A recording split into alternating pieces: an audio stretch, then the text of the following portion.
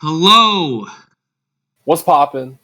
Brand Well, new whip just hopped in. welcome to the most recent episode of the MSBA Coaches Lounge. I think this is episode 7. I I don't feel know. like a lot of people have been wanting this one, Yeah. and I'm really happy that we're finally bringing it back. hmm Or it feels like it's been gone a while. It feels like something has been missing. Yeah. And I feel like it's Brandon, but we're gonna try to replicate his energy on the podcast today. Yeah. Shouts out to Brandon. You know, he's here in spirit, but we will harness his energy and keep pushing on. Absolutely. And I think he'd be happy to see that you're on here, Bryan. Trying to keep up Yeah. his energy. I'll try to hold him down as much as I can. For all listeners, by the way, if you have not bought Noah's poetry book and you are listening right now, stop listening, buy the book, and then come back because Absolutely. I don't want any fake And fans out here. buy your mom's a copy. True, buy a significant other a copy, a friend, I don't know, whoever needs to buy one, get them onto that. And also, if anybody's trying to donate to my PS5 fund, greatly appreciated. Link in the description of the video. Hey, you know what to do. Right. So the last time I think Josh and I spoke and released a podcast about a week and a half ago. I think it was after most of the battles of week 7, maybe a couple of week 8 that went through. So we can start there. But the fans last time we talked about, Josh and I talked about the people that have let down this season, the biggest surprises and letdowns. So we're gonna go over the Pokemon that have surprised and the Pokemon that have let down. Pokemon that expected to see a lot of usage that haven't really got any play. Pokemon that are buried on not bad teams but aren't being showcased the way they possibly could. That would all happen this episode, guys. I promise you. Yeah, We're gonna go through it's gonna be everything. cool to have like a Pokemon centric episode. I feel like so often we kind of like I don't know. I feel like they don't get like as much. They don't get talked about as much as they could. Like some, especially as we're moving to the latter half of the seasons. The teams are starting to be more solidified. Trade roster, all the trades have concluded, and then the waiver deadline ends this week. So like teams are going to be set. Yeah. And I feel like it's going to be cool to see like how teams change over time. I feel like that's going to be cool to compare. But I feel like the Pokemon are really going to get shouts out this episode. Mm-hmm. It's time for the Pokemon to shine. This could be like the hype up video before the hype up podcast before the All Star selections come out. That's coming Facts. up. I don't know how many people updated their stats, but I think even without them, we have a little bit of a feeling of what's working Yeah. and what's not. Yeah. So we'll figure it out. I'm not really too concerned about that. But would you rather start with the week 8 battles that have happened and then the other two Yeah. that need to No. go? Let's do the week 8 Okay. recap. Okay.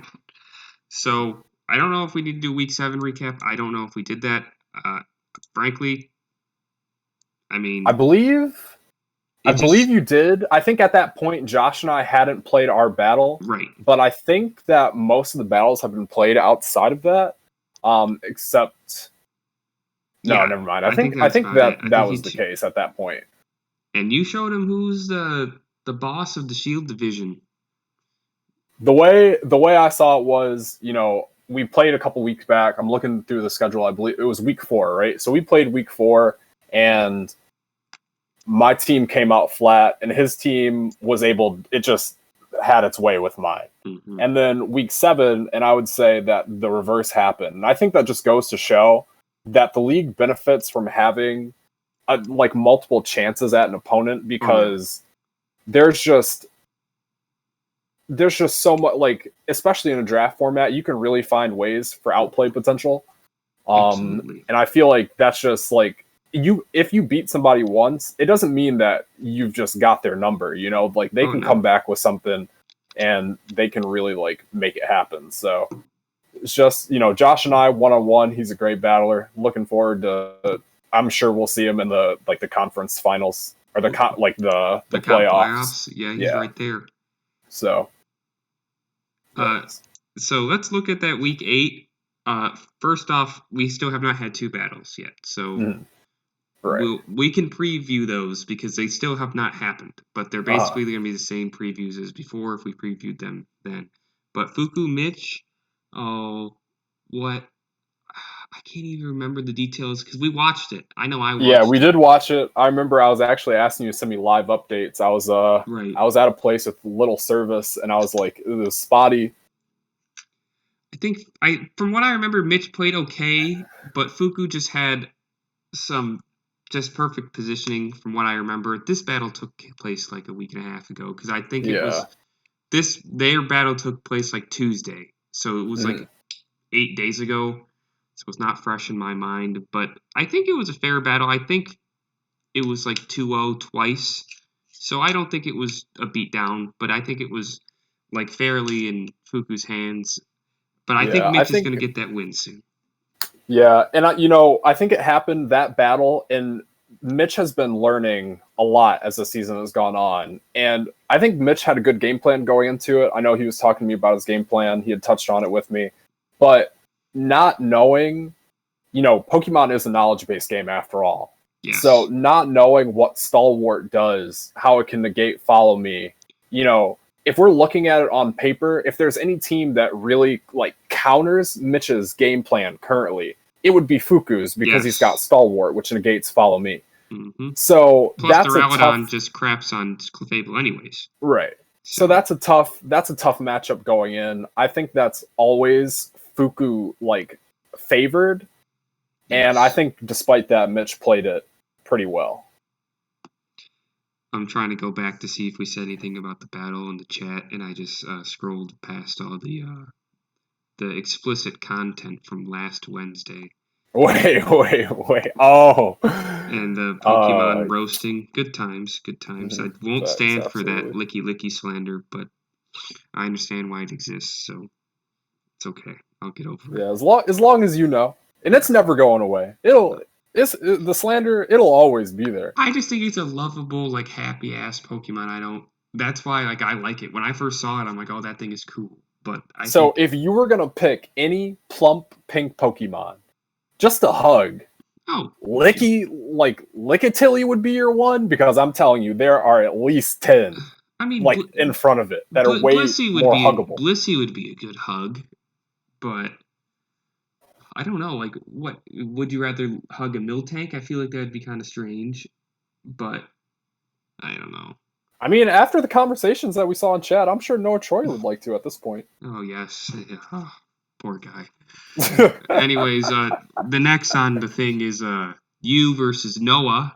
We just brought him up. All right, so I have a little bit of background on this, a little bit of an inside scoop. So prior to this game, Noah had just made a really big trade in Rillaboom, right? Right.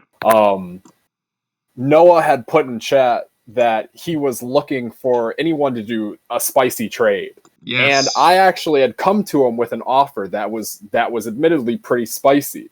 Now, Noah T, he said it was all a front. He said he wasn't really looking for anything. But I think I had a good trade for him. Yeah. So, but he had gotten some new pieces. He had gotten that Rillaboom really big for his team. Everyone saw kind of how Noah B in their battle with Noah T, the Rillaboom, we saw it have an impact. That was a major upset win, by the way. Yeah. Noah Troyer. So we saw that Rillaboom was helping Noah T get back on track. Now, unfortunately for him, my team just has such good answers for that. I had the Cinderace, and then I have Double Ice. So it's really hard to navigate around that. So fortunately, the Rillaboom acquisition didn't really benefit him as much as it would have against another team right away. But I think it'll certainly pay off for him in the long run. I think his team's moving in the right direction. I agree. I think that his current team comp, what it will be at the end of the season he started with that. It was a very good Trick Room team, at least the top 3 of the Incineroar, Dusclops, Gmax, Snorlax. That was a great core. And then he said, screw that. I won 2 games. I want to switch it up. And now he's got this fast-paced team. Right. Meowstic, Gardevoir, Haxorus. I was thinking about this a little bit. Cool, but yeah.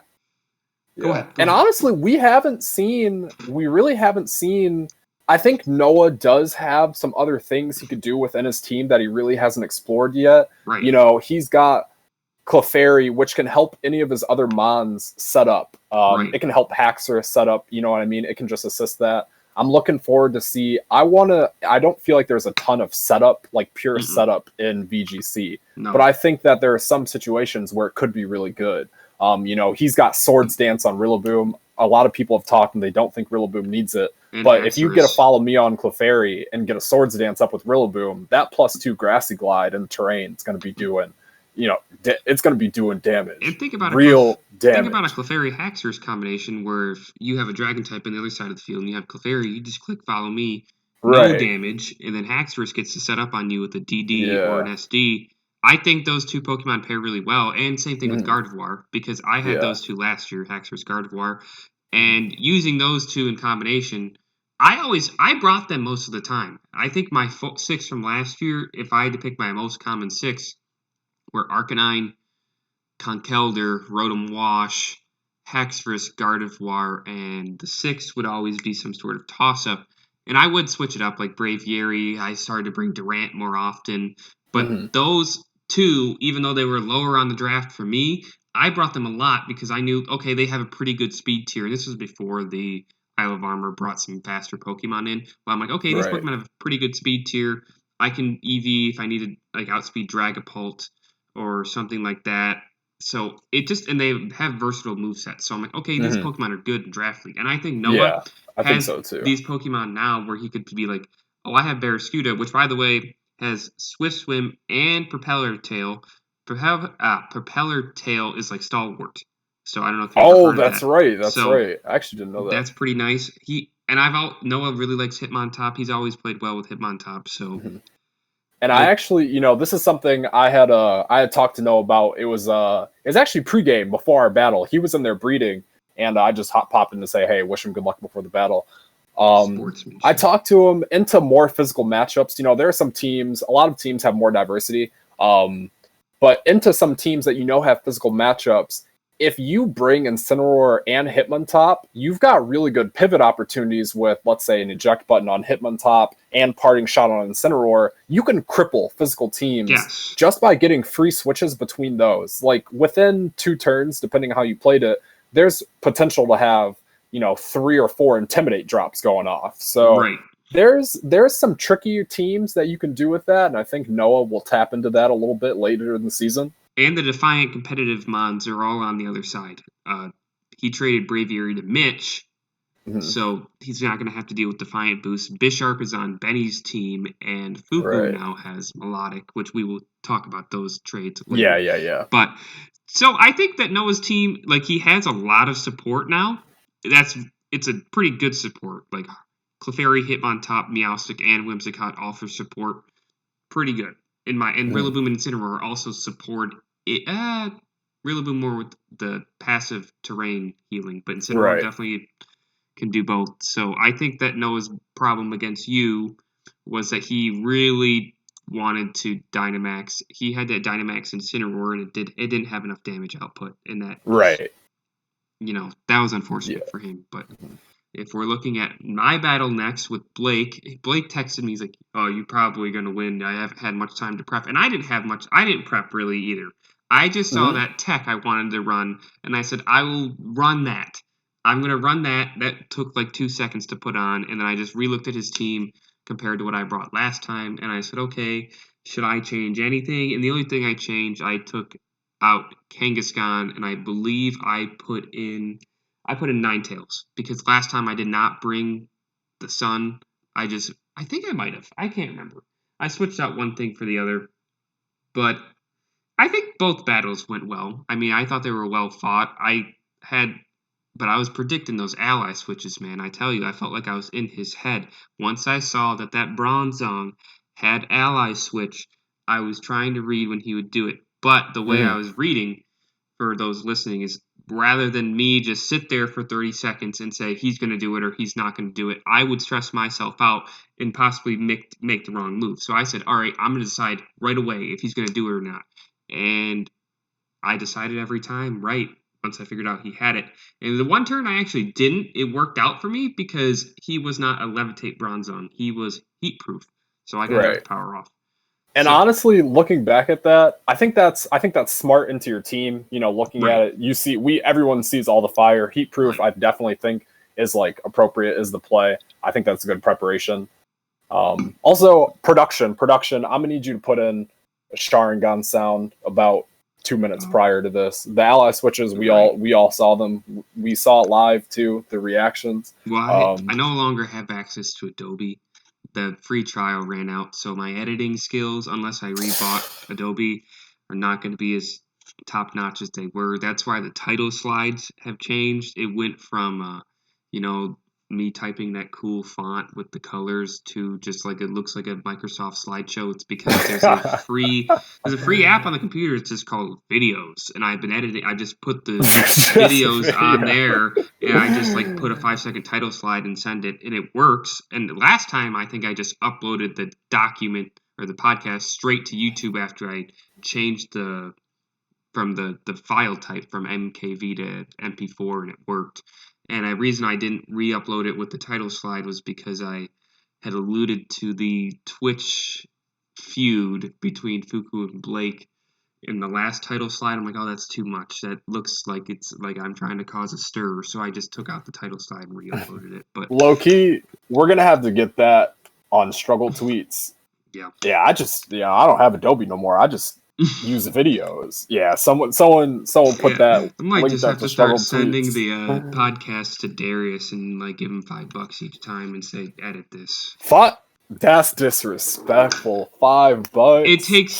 It only took me like 10 minutes to edit it each time. The thing that takes a long time is the uploading. Yeah, when you're actually exporting. These edits I'm not making many edits. I put in a sound bite here or there and change the audio and make sure that if someone cut out, I would just cut it because like I would just try to find that spot. But I wasn't adding like crazy special effects or sounds. The only time I did something cool was when I added a more pico in the side corner. Pico!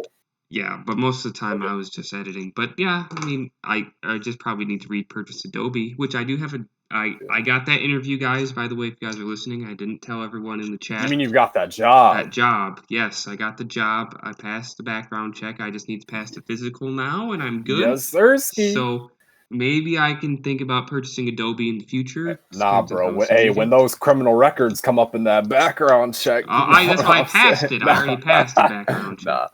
Yeah. Hey, congratulations. That's amazing.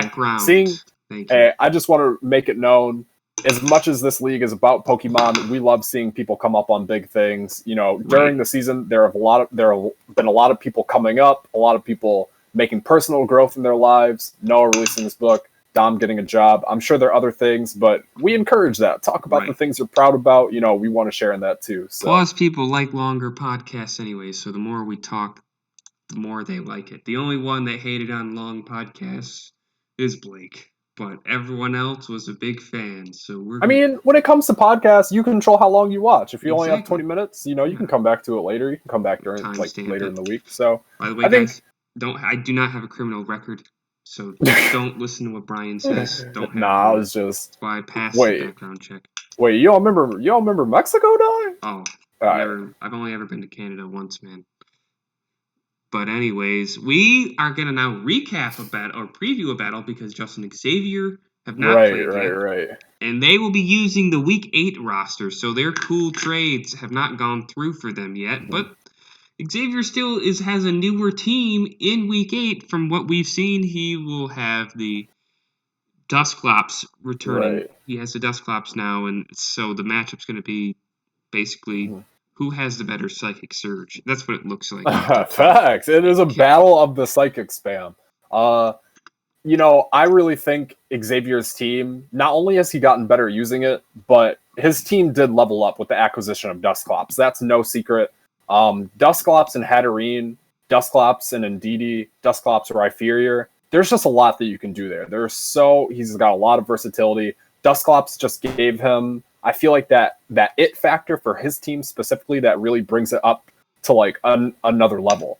That's something you always have to respect. It's something you always have to prep for. Oh my god! Hello? You good? Hello? Oh, what the heck? Hang on. Go ahead.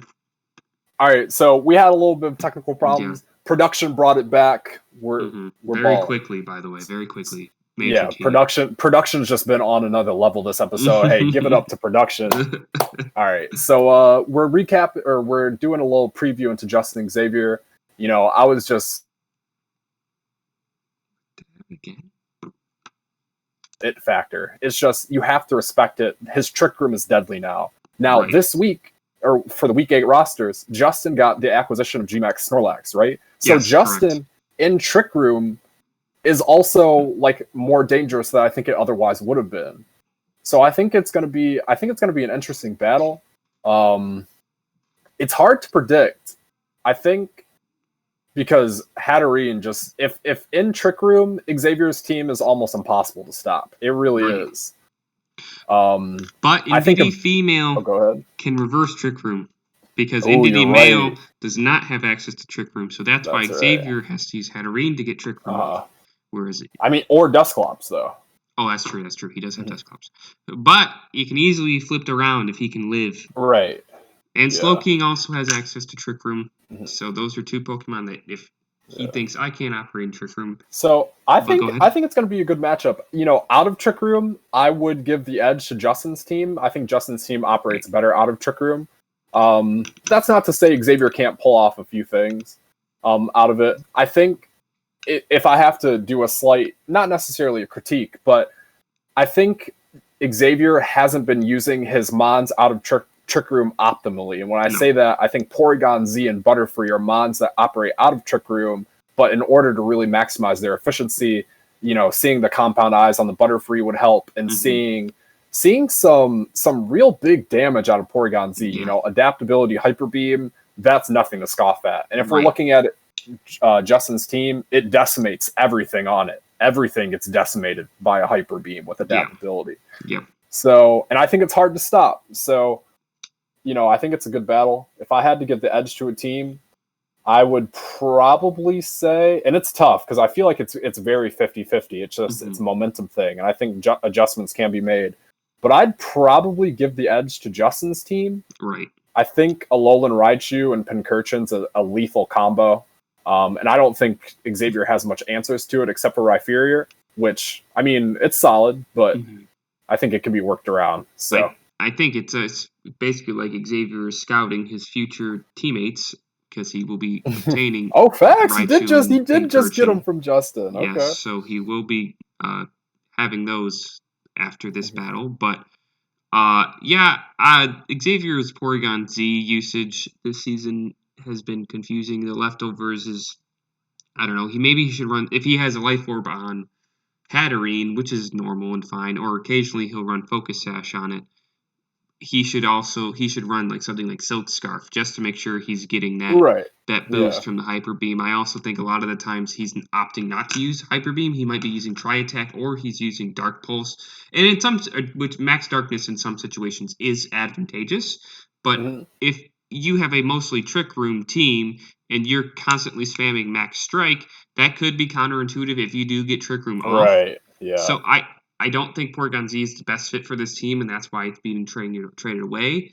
So, but in this matchup, if he decides not to go Trick Room, I do think that Porygon Z and Darmanitan and Butterfree and Indeedee Male can have some sort of opportunity to shine here.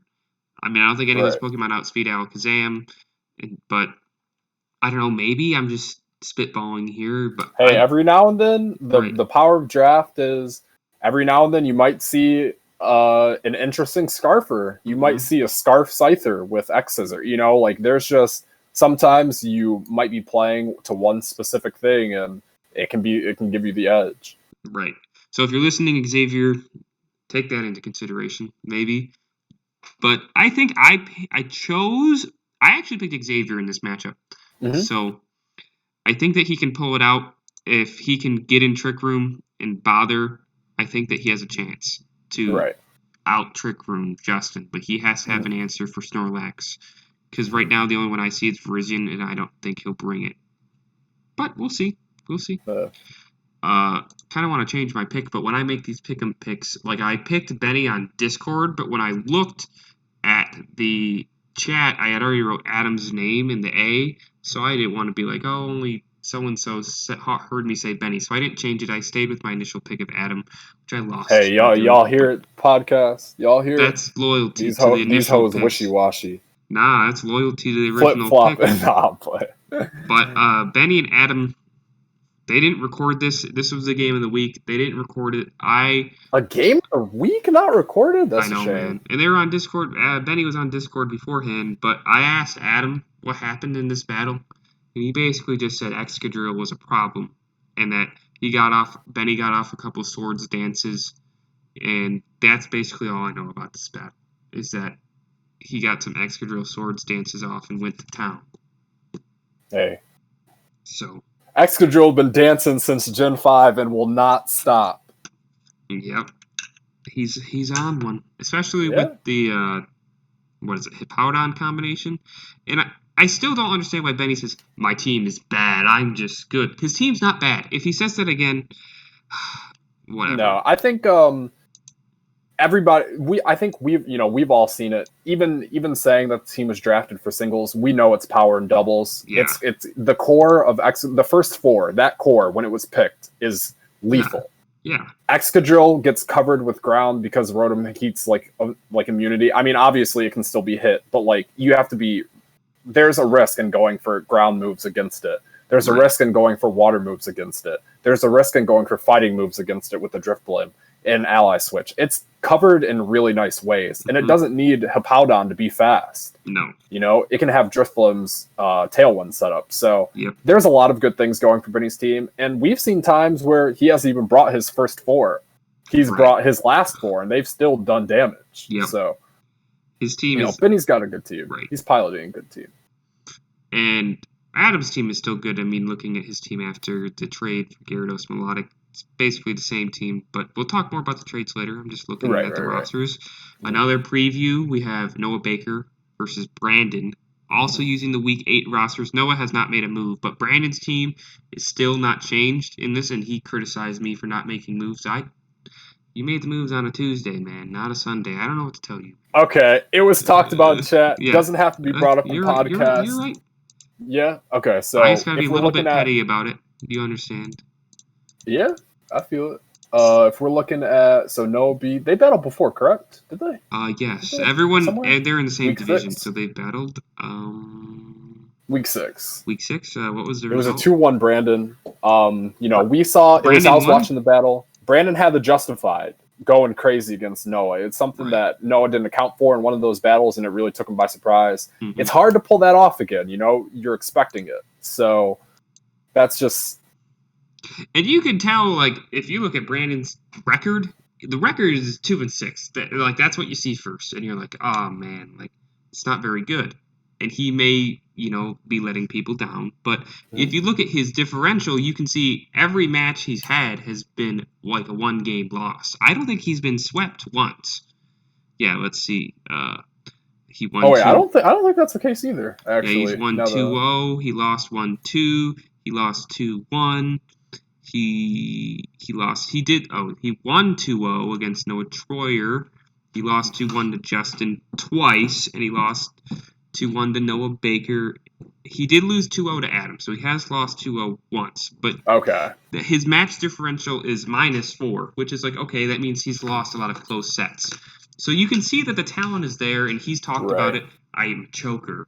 This is stuff that he says. He would say that on the podcast. I think, here. But I can't lay in I can't lay into Brandon too much. Right. His team is it's powerful. Yeah. We see it, we know it.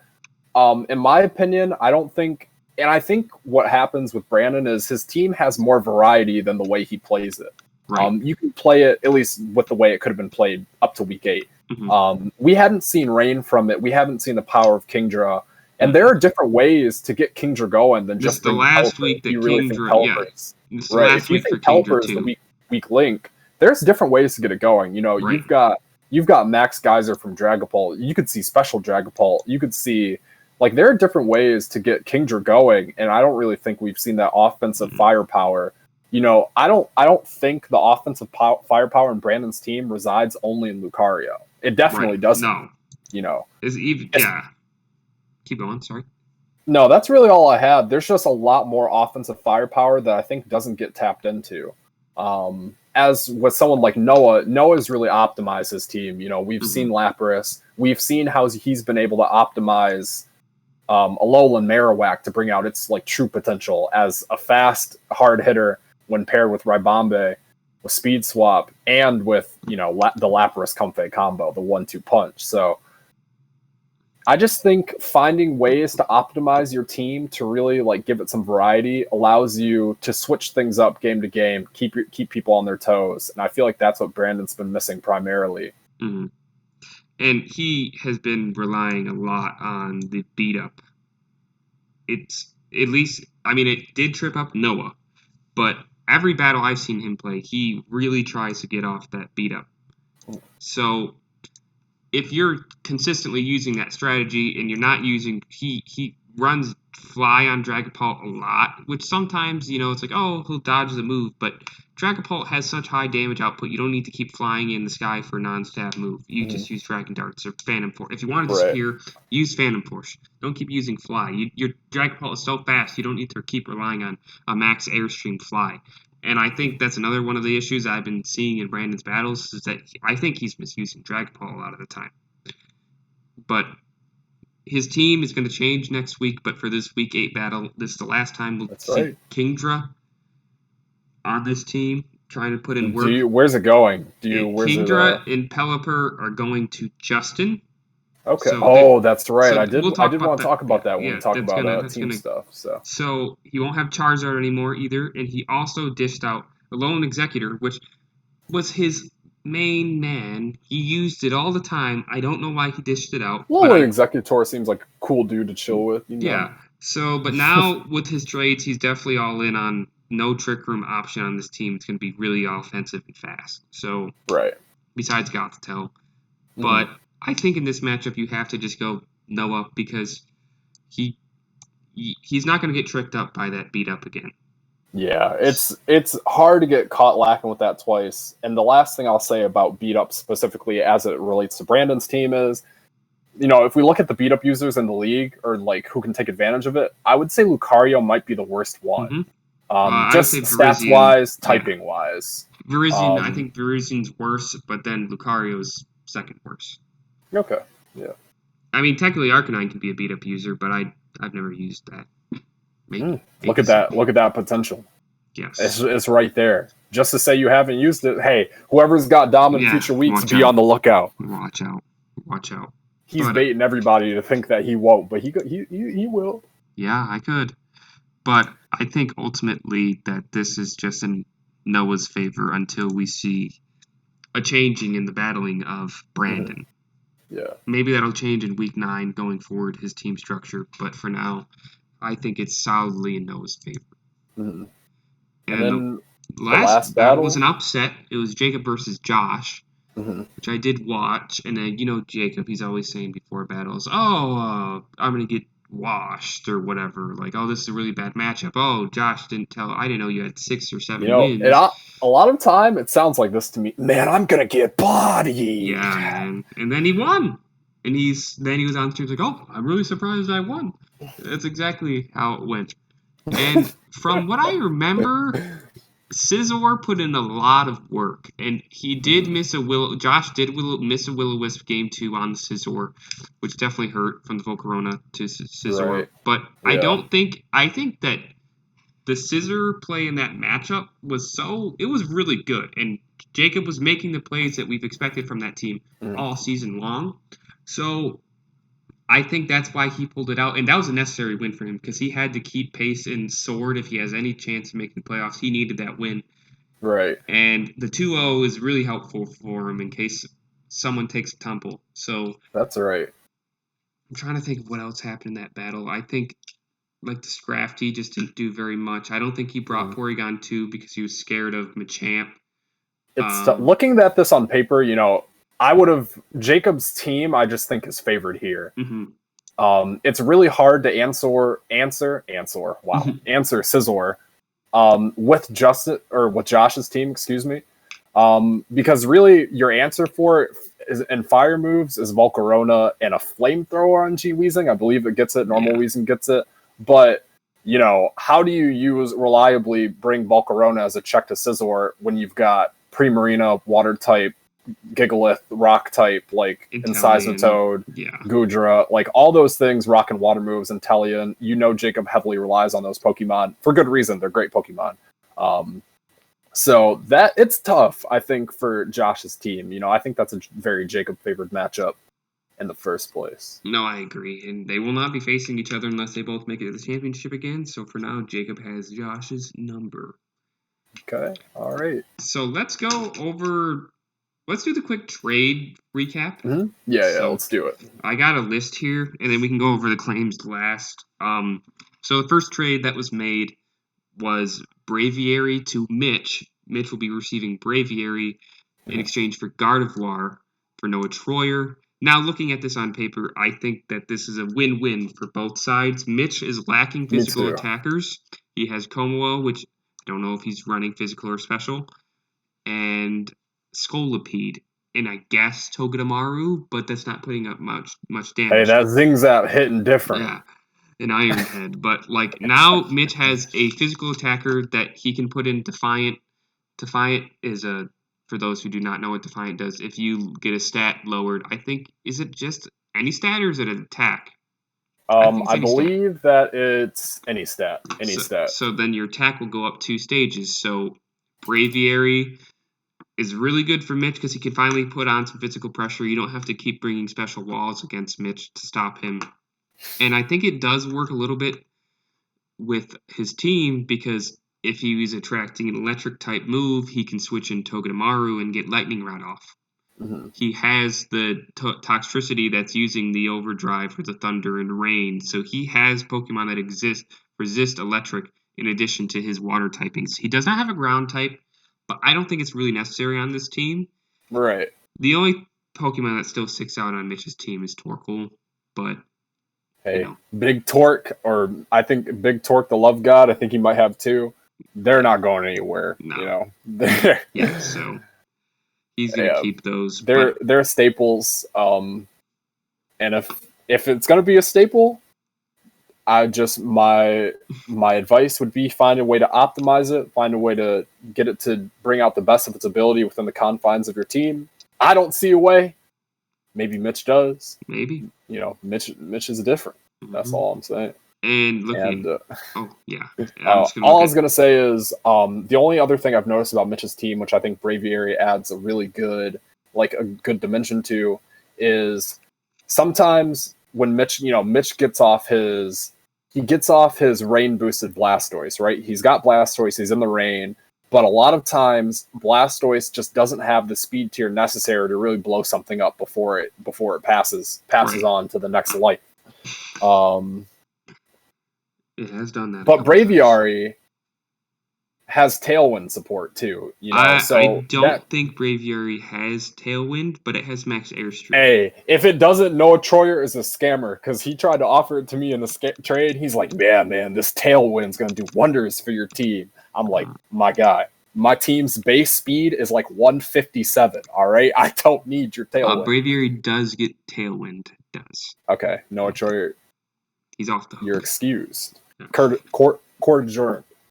But Braviary is too offensive to just get off a Tailwind unless you want to use it like Talon Flame. But Max Airstream support with Braviary is very nice. Yeah, it's big. Big. Looking at Noah Troyer's team, I think Gardevoir just helps because it adds... He doesn't get any new typings, but it's a decently fast Pokemon with a versatile move pool. Helps him from the special side because he didn't really have any special damage going on. He had his Whimsicott, I guess. But this just helps him with more support, can give him some damage output from the special side. I think that Braviary was decent on his team, but he has a plethora of physical attackers already. So I think this was the right trade for Noah. Yeah, me too. And I don't think Braviary was going to get any use from his team. I do think Gardevoir will see something. Yeah. So I just think overall both of them benefit from that pretty big ways. The next trade was your trade with Brandon, you now have G-Max Charizard and have rebranded to the That's right. Firestarters. So you can talk about Yeah. this. I don't even need to interject unless I want to talk about Brandon's team. So it's all you. So everybody knows it's no secret. I absolutely love Urshifu. It's one of my favorite Pokemon, if not my favorite Pokemon ever. Thematically, I love it. I just love using it, especially in game. As far as the way it operates in my team, however, it really wasn't going the distance that I needed to. It actually, for my team's kind of, I would say, and this is something I wanted to touch on a little later, maybe after we get through like the predictions for the next week, but kind of like the team's theme or how the team gets played. My team, and I've always loved this whenever I play singles, and it's kind of, I'm trying to find a way to pull it off in doubles, but I love hyper offense. I love hitting hard. It's my favorite way to play, absolutely. And even though Urshifu, it has the stats to hit hard, it within my team, it doesn't have the speed tier necessary to actually do that for me. And I didn't really have any ways to support it. I don't have any follow me support. I don't have any fake out support. It's hard to get that off and get it going. There were some things I tried. I tried to run like acrobatics, sash, stuff like that, but I just found that it really wasn't working to give me that boost and speed. Wait, did I say acrobat? Like max airstream running acrobatics on it. Sorry, that's what I meant.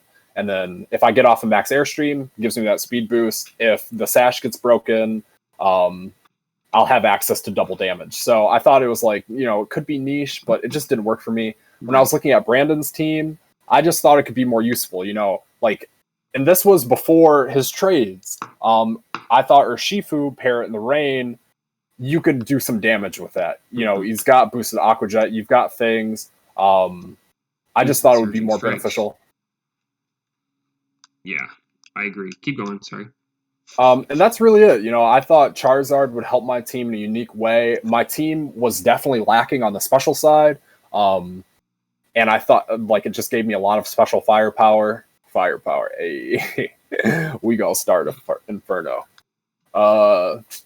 It just gave me a lot of special firepower. I like the synergy with some other Pokemon on my team, so that was what was motivating that trade for me. Yeah, I think that's a pretty good assessment of what that brought. You have Charizard, Rotom, and Sylveon from special side now, and just Cinderace almost counts like a Pokemon and a half from the physical side. Like, it just puts out so much damage. And Drapion, Alolan Ninetales is not my Ninetales where you can set up Sun, but I think the Halo Roarveil aspect of your team is still solid to have as an option. So I think that this did help. For Brandon's team, taking into context of all his moves, I think Urshifu is decent because now he's decided I'm going to go fast, or at least attempt to go faster than I was before. So without Swift Swim option, and I don't know, we'll see. He has 2 fighting types now. He has 2 water types. I'm looking at his team. He has 2 special attackers. He has 2 special attackers, maybe 3. We'll see where it goes with Brandon's team. We'll talk about Brandon's team in context of all the trades. So I'm just going to keep going on that. Okay. Yeah, for sure. So this is the mega. There was a couple different moves made between Brandon, Xavier, and Justin. I'm just going to announce them not as what each individual trade was, but what the end result was because it was kind of difficult to track. So Brandon gained Porygon Z, Scyther, and Urshifu. Then he let go of Virizion for Decidueye. He gained Virizion in the trades. He sniped Blake on the claim, and now he has Decidueye. Right. Uvu season. Yes. Xavier has obtained Pincurchin and Alolan Raichu from Justin the New Orleans Pelpers, and he got Alolan Executor from Brandon. So Brandon got Porygon Z, Virizion, and Scyther from Xavier, and then he got Urshifu from you. Right. And Justin, out of all this, only got Kingdra and Pelipper. So the Kingdra and Pelipper trade was, I don't know, I think Justin sent Pokemon to Brandon, and then Brandon sent them to Xavier. So that's how it ended up working out. Yeah. And then you got Charizard in this. Yeah, but that was just one-off, So I think if we look at Brandon's team now as a whole, because we kind of started, he has Scyther, which, I mean, maybe it can see some play, but I don't think Scyther really has that much flying stab, and I don't know how good it's going to be in doubles. I mean, it's got a decent base stat total, but I don't know. He still has that Perish Song mode with Gothitelle and Azumarill, which is a good mode.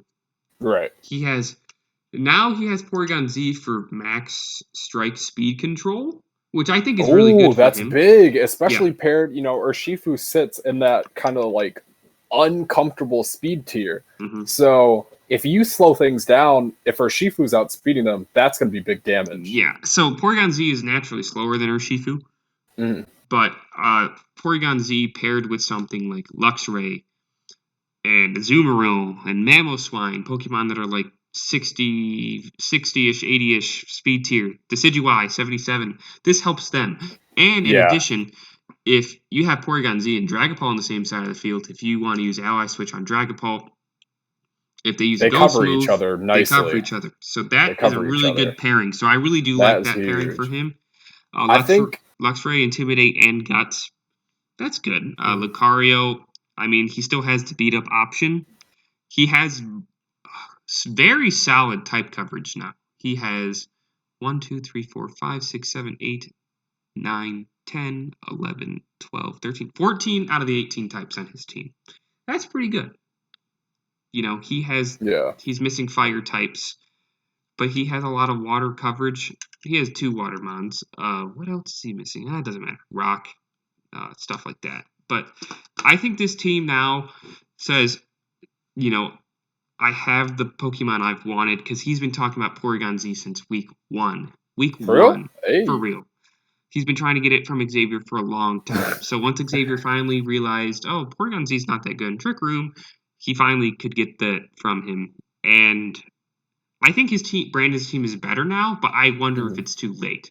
Because if he doesn't win against Noah with the week 8 Mons, he's going to be 2-7, and the best he can do, because there's 14 games, is 7-7. So he would have to beat Josh. Josh. I mean, last week I made it to playoffs with I think it was 50, like 500 record. So it can be like So let me just count these 1, 2. Yeah, he has 5 games left, and they're all against pretty decent opponents record-wise so far. It's me, you, Josh, Xavier, and Noah Troyer. So this game against Noah is really big for him. But we'll see how it goes for him. Yeah. It's just, Brandon now, well, I wouldn't say with his new team, and I do want to talk about team identities kind of for everybody. I just feel like that'd be a cool subject. But his team does have a new identity now. We can touch on that in a bit. If we look at Xavier's team, it's really bought in the Trick Room now, which I like. It has some speed with Darmanitan, and then Raichu with Surge Surfer. Big deal. That's his. That and Darmanitan are his non-Trick Room sweepers. Clawheads are slow enough to operate in Trick Room, and it has the 2 different types of terrains now. Oh, no. Yes, 2 different types of terrains to take advantage of that. I haven't seen him use Clawheads very much, but I do hope he uses it. Now he has Dusclops and Hatterene. Major issue, and he has Psychic Surge ability with NDD Male. Does not have, and he can set Trick Room. He cannot set Trick Room with that. Or no, he can. NDD Female can't set Trick Room, but NDD Male can, I believe. I'd have to look that up. But I think that now he has slower Pokemon that really do take advantage. Pincurchin's got like a base 20 speed. So rising voltage in this, that's going to be an issue. So I want to see how he uses the Pokemon that are available to him. I hope that he's using them to their full potential. But this team is threatening. What do you think? Yeah, I've got Xavier this week, and it is threatening. I'm telling you, when I played Xavier the first week, I would consider myself extremely lucky that there were some mods not playing to their fullest potential. Now I'm about to play Xavier at full power. Definitely have some things to look out for. And since it's my matchup, I'm not going to talk about it on the podcast, but there are some things that I just know have to be like looked out for. Yes. And I got to experience the power of Alolan Raichu and Pincurchin against Justin, and it wasn't fun. So. No. Yeah, I think that Xavier's team now, this is a team that he's been trying to assemble for 2 seasons. Mm-hmm. And now he has the it. Avengers out here. So I'm really excited to see if he can make a push. He's got a chance. He's got a chance. Mm-hmm. And the last team that has made a major switch up is a major. I mean, a lot of these moves are minor to average, but this is a major switch up. Justin has added Kingdra and Pelipper to their team. So they've added the Swift Swim component to their team. Right. And Justin has decided to abandon the terrain wars and has settled with NDDF, which is probably the best one to pick for his team comp. I think that he did misuse Rillaboom a lot, but that's besides the point. Now he can go all in on Psychic Surge. Because I had mentioned on previous podcasts, and I know you agreed with me because we've talked about it, that Justin has had a lot going on in his team to the point where, like, it's hard for him to shuffle in between modes because there's so much going on that, yes, it is a burden to prep for, but it's even harder to bring and battle with if you can only bring 4 to each match and you have 3 different modes in between those 4. It's kind of difficult to win. So now his team is much more settled, and I think that this team is a lot better than it was when it was all jumbled. Now it's like, okay, you have Beat Up, you have Psychic Surge, and you have Rain. And then you have Mons that can win in Trick Room, and you have Pokemon like Dracovish that I just forgot that was there. That thing does so much damage. This team is a problem. What do you think? So I have a bit of a different take, but large in part I agree with you. Something that I think Justin's team from the beginning has always been threatening. Offensive power, we talked about, didn't have many support mods. I still think with the reassembly, it lacks... I mean, there is some support, there's NDDF, there is some support, but overall, I think it lacks cohesive support. Yeah. Pelipper supports the Rain, NDDF supports the Snorlax, Weavile supports Terrakion. So I think even though Justin switched from 3 types of terrains, I still think his team is a double-edged sword. He has so many threats that you can't ignore. He's got Alakazam. Everyone saw what it did. I remember it was early season. It came in, had a that double expanding force kill. Just, man, I'm sick to the stomach looking at that. So yeah, that Weavile Tarak, it's lethal. Dracovish Kingdra with Pelipper, lethal. In DDF and Snorlax and Drampa, lethal. But it goes from picking between terrains to picking which mode you're going to operate with. Because his Pelipper does not do much to support Tarak Weavile, if he brings that. His Pelipper doesn't do much to support, NDDF and Alakazam, if he brings that. So he's got to pick and choose again. So I feel like, depending on the team that you're playing against, if you don't pick and choose correctly, it could end up hurting in the long run. But there's a ton of offensive firepower there. He might not even need to worry because his team's that powerful. Would you say that would make him down bad? Hey, bro. Hey, you down bad out here. Nah, overall, I think it's good. I think these pieces are easier to pick between than it was with terrains. Terrains are really polarizing because they shut other things down. You can theoretically have Weavile Tarak, in your team preview out of your 6 and still have Rain and still be able to use both depending on what you see fit. So I think it's easier to pick and choose between, but there is choices that have to be made. And if you choose wrong, it could be a loss. Exactly. I think I did not mean that his team was not threatening. I think that the support made the team less cohesive, like you were saying. I think the support that he has now is a little better than the support he had before. So even though he's not juggling through terrains, because that was just really hard to deal with. This is okay, you have Pelipper, which is not a super strong mon. It does have Tailwind support in Yawn. I believe it has Yawn. It sets up the Rain. That is a good mode, especially with Dracovish, Vicious Ren. You see your choice scarfed and there's a tailwind up. Oh, if you don't have Trick Room, it might Yeah, be dude. it might be game There's over. some techs that are Right. going to be tough to get around. But besides that, like that's like Pelipper Dracovish, I think that might be a very underrated combo. I think, but for example, I don't see what Snorlax takes advantage of now. I mean, I still think Snorlax is lethal in Trick Room. Like, it you is, can make it slow. But now you can pair it with Indeedee. DDF doesn't get Trick Room, so the only Trick Room setter is Alakazam or Slowking.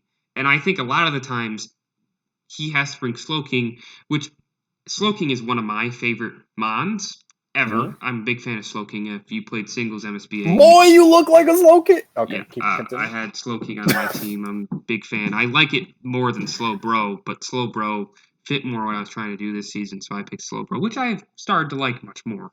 But now it's like if I want to run Trick Room, I have to either run Trick Room on Alakazam or Slowking. And he could run in Prison Trick Room and Alakazam, just running Prison Trick Room, Protect, Expanding Force, don't even have another move. Like, it's plausible. But, like, I don't know. Like, I think he can't even take advantage of his G-Max very well unless he brings Slowking now. And Drampa is very good in Trick Room. But Drampa is the odd Pokemon here. Because none of Justin's water types are weak to grass. And Drampa has two good abilities. Berserk is it's very niche. But he has Sap Sipper and Drampa has Cloud 9. So if he was running Cloud 9, that could put like a nail in the Swift Swim coffin if he says, "Oh shoot, I brought Drampa and it's got Cloud 9." Okay. Well, hopefully that's like taking a pistol, pointing it at your foot, and saying, "Man, I don't need this big toe." Yeah. Well, okay. Justin's not doing that. So right. Well, maybe if he's playing Warzone at the same time, he might. But bro, hey, he ain't never gonna live it down. But this offensive firepower, it's overall even more threatening than it was before. Yeah, I think so too. Now, I think. Oh, go ahead. Looking at every team, I think every team gained net positives. I don't think there was any team that was hurt by their acquisitions. I think there is, and we've talked about it, and we haven't talked about it yet, but we're about to right now. Oh, that's right. We did touch on this a little bit before podcast. So the trade of water types between Adam and Fuku, Bryan and I have talked about this yesterday, I believe, off the air, and we both agreed that this trade doesn't really do much for either team. And, there might be plans, I'm sure that they both had their reasons, but it felt odd to me at least. And, we both had this inkling, like it just feels different. Mm-hmm. I feel like Fuku's team benefited so much with Gyarados because Togekiss supports it so well, phenomenally well, right? It is impossible to keep Gyarados from doing what it does when Togekiss is on the field. And I feel like Milotic was so nice for Adam's team because that bulk, and Adam had like a unique thing going in that you can't stat drop that team. Mm-hmm. With Corviknight's Mirror Armor and Milotic's like competitive, that team, you can't just lower its stats. Nope. So I thought that was like a unique identity that the team had that I feel like was traded away. And now, I mean, Adams, and we were talking about this too, Adams' team, while it's so threatening, the typings on his team are a bit limited now. Yeah. And I feel like he actually doesn't have necessarily I guess he gained Ferrothorn, which gets it, but I feel like, strong rock types, and there aren't many, but I feel like, the identity of his team was shaken a little bit, and most of the time he Dynamaxes T-Tar. Yeah. So I feel like he's not going to be looking to Dynamax the Gyarados, which is what it really benefits from, in my opinion. Mm-hmm. No, I agree. So yeah, and maybe I think Milotic is like glue. You can throw it at any team, and I think it will perform because it's just a good Pokemon. It's all around a very good one. And I feel like on Fuku's team, Milotic, it's still good because it's a good Pokemon. Gyarados on Adam's team is still good because it's a good Pokemon. But I feel like Milotic benefited from Adam's team more, and I feel like Gyarados benefited on Fuku's team more. I agree. And I think that's just the best way to put it. The bulk mate, I think that if I had to pick one being better on one team than the other, I think that Melodic might be better at the end on Fuku's team just because it gives Fuku a little bit more bulk because Fuku was kind of running in between that line of he's pretty offensive and the only Pokemon that's super bulky is Togekiss and Cobalion, but Cobalion is gone after week 9. He made a pickup, but now he only has like Togekiss, Masharna, and then everything else is like teetering on the edge of frail. Duraludon's not super frail, but like from the defensive side, of special defense, if it's not vested, it is kind of frail. So I think the Melodic will end up helping him take more damage from certain things than the Gyarados. That may be why he made the move. But I think that like he has Magnezone that like eats up electric attacks, but it's not Lightning Rod. Corviknight, I think the trade invites more electric type users to Adam's team, which he doesn't appreciate anywhere except for he does have 3 steel types now, but the only way he can get rid of fire types is Chandelure does have Flash Fire, so that's a major issue. But Chandelure has Ally Switch, but it is also still frail, and it's most likely to be sashed.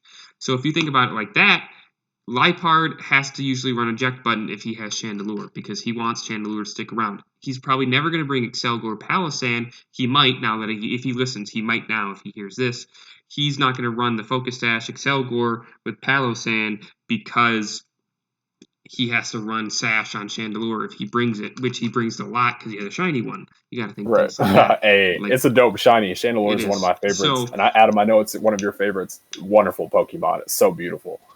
So at least in my opinion, like the team did improve a lot because of the Ferrothorn. Ferrothorn has been seeing a lot of play in Series 6 and started to see a lot of play in Series 5. Bryan and I both discussed our interest in Ferrothorn. Both of us kind of rely on fire types a lot, so we decided not to pick up that Pokemon because just would get burned really bad by any sort of fire type move in the sun. Just does not go well with the sun. But the Ferrothorn trade pickup was really good for him because Ferrothorn benefits a lot from sand and possible rain from Gyarados, Max Geyser. So I think that Adam's team has improved just because of the Ferrothorn Starmie pickup, but I do think the Melodic Gyarados trade did confuse that a little bit. Yeah. Let's go over the rest of the waiver claims. We'll try to make these a little faster. And then, so besides that, the went over the Starmie Ferrothorn. I don't think he ever brought Starmie, so the Ferrothorn is definitely a big plus for him. Noah Troyer let go of Vileplume for Barraskewda. I think that's a good trade for him because he never had a water type to like block Incineroar damage, and he has Rillaboom to kind of and Haxorus kind of divert some of that grass electric type. And Rotom Fan, he didn't have very many physical attackers. We had a couple. He does. But Vileplume, unless he wanted to set up Whimsicott with Sunny Day, which is very easy to do, the poison typing just wasn't really helping him out much, and I think the Gardevoir, made it less useful. Even though if he kept Vileplume, he would have had 4 Pokemon I had on my team last year. On his team. He total copycat. If you can't beat him, which he did not beat me in the championship, not very humble, brag, you gotta join him. That's what Noah tried to do with this roster, but besides the point. Now he only has 2 of my former Pokemon, so I can't say that anymore. But I think the team is a lot better with Barraskewda, just so he can, avert Follow Me with Propeller Tail. Just a strong Pokemon, just very fast, does a lot of damage, very frail, but I don't know why Fuku dropped it to begin with, because he brought it against me in week 2, and he had the Sableye with Prankster. Didn't run Rain Dance. But I know, it might have mattered, but I was playing pretty well that day, so maybe not. But, I think that Noah's team improved with this. What do you think? I think Barraskewda is interesting. I think it's tough to rely on it to cover Incineroar's water weakness because it's so frail. Right. However, there are a lot of teams that I think take advantage of water. Like, I think water's just kind of like I'm looking at the teams, and I would say, Brandon's team utilizes it. Jacob's team often has water up. Like, there's just teams that Mitch's team, and I actually don't know if they belong in the same division, so I don't know how. Nah. But okay, no. So I was gonna say, I don't love the pick. I think the pickup is a net benefit, but I think I don't think it'll have that much impact because I think it can only take advantage of pre-existing water as it exists in Noah T's team. But I could be wrong because it could set it up for itself. No, yeah, I just think the damage output for like Noah's team was a little on the lacking side. He basically only and it had just increased. So I think, and then support with Meowstic, I think that could be beneficial with Barraskewda. So I think that because he just wasn't using Vileplume very well. He used it once at the beginning of the season. It had some success, but I think once he got rid of the Trick Room mode, because Vileplume's pretty slow, that it just kind of like negated opportunity for Vileplume to shine. So that's what I think about that. I feel okay. We have Alchemy. Okay, so the sad, unfortunate news for Blake that his Decidueye pickup got sniped by Brandon. So just basically, we talked about Brandon's team at length. I do think the Grass Ghost typing is going to be beneficial for Brandon, and it gives him another physical attacker. Not much to talk about there because Brandon made so many moves. But talking about the move that Blake ended up making, so because of his snipe, he had made initial claim on Sunday. That claim got denied. So we let him pick up a different Pokemon, which I'm surprised he didn't want to do this before. So he will be having Maractus going forward, and he dropped Alchemy for it. Now, what do you think about this move? I'll ask you first, and then I'll give my thoughts. I mean, it's just ironic because Maractus got hit. I mean, Alchemy's gone.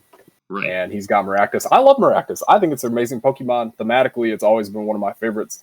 But I think Maractus overall for Blake's team, I think it works. I really think it works. It's got Storm Drain. It gets harder and harder to hit Blake's Mudsdale every game, I feel, you know? Mm-hmm. His team is built around Mudsdale. So the better he supports that, the better his chances are. And I feel like Maractus really helps with that. Yeah, that's really all I can say. I don't know much about Maractus's movesets or anything, so I'm not sure about exactly how movesets come into things or change things. But just from an ability standpoint, just for covering your opponent, your teammates' weaknesses, I think Maractus really helps. No, I agree with you 100%. Storm Drain's can be really beneficial for Mudsdale. Try to keep it around and keep away from that water typing. He was experimenting with Maractus before the season started, so I really don't know why he didn't draft it, honestly. And he had a lot of fairy types. He had 3, now he only has 2, but both of his fairy types were supportive, same thing as Alchemy, and based on his love for Togetic, Alchemy was the odd one out, and once he picked up Riolu with coaching, he had much less need for Decorate with Alchemy, so overall I think that the move was beneficial for him, and I think Mudsdale will see even more success in the future. Because now Blake has I think he loves every single Pokemon in his team besides maybe Turtonator. So the boy Dirty Dale. So I think going forward that was a good move for him. I agree. You can talk about your Klefki for Boltund pickup. Oh, so early season, Klefki. Early season when I built my team, I was looking at it and I was like, I want Cinderace and Urshifu to try to do some damage. So I'm going to try to cover them. They're both, they're not super bulky. Urshifu's had nice base HP. So, and I did this week 2 against Brandon, but it was kind of like screen spam, right? Set up a Aurora Veil, set up Reflect, set up Light Screen, just use Klefki and use Ninetales to bounce off of each other, just screen on screen on screens. And I thought that worked well for me early season. I really did. And then middle of the season, it just became easy. People realize all you have to do to beat Klefki is ignore it. If you attack the other thing, it's a non-factor. There was actually a game where I ran Klefki with no attacking moves. And while it did, I believe I won that battle. It wasn't really useful for me. Right. And really, when I was looking at something my team lacked, I thought it was and I hesitate to say strong because I really don't think Boltund's that strong. It's got that strong jaw, take a bite. But, I never rely on Rotom for damage, really. I usually use it as bulky, more supportive. And I just wanted a different angle to attack some teams with. there is a lot of water types, like strong water types in the league. I thought Bolton has pretty good coverage overall. Pretty good speed. My team's speed heavy, everybody knows. So I thought Bolton would be pretty good. It fits the overall feel of my team. I think I wasn't going to use Klefki anymore. It was dead weight to me. It was not the keys to victory. So just ended up with the dog. No, I think it's a good trade. I think pickup. I think Bolton is it's got a good ability, and I think it's fast and it's an electric type. It's so going to do the digital dash. So, and I think you needed another physical attacker in addition to Cinderace and Drapion. So I think and Beartic. So I think it was a good overall pickup. Yeah, I think that Bolton will definitely be good for your team. I think I'd said that already, but what no one else knows is that we paused the recording and we're coming back right now. So hey, why are you telling production secrets? Yeah, sorry, my bad. Production secrets. Nah, it's all right. Production gonna get you, but it's all right. Mm-hmm.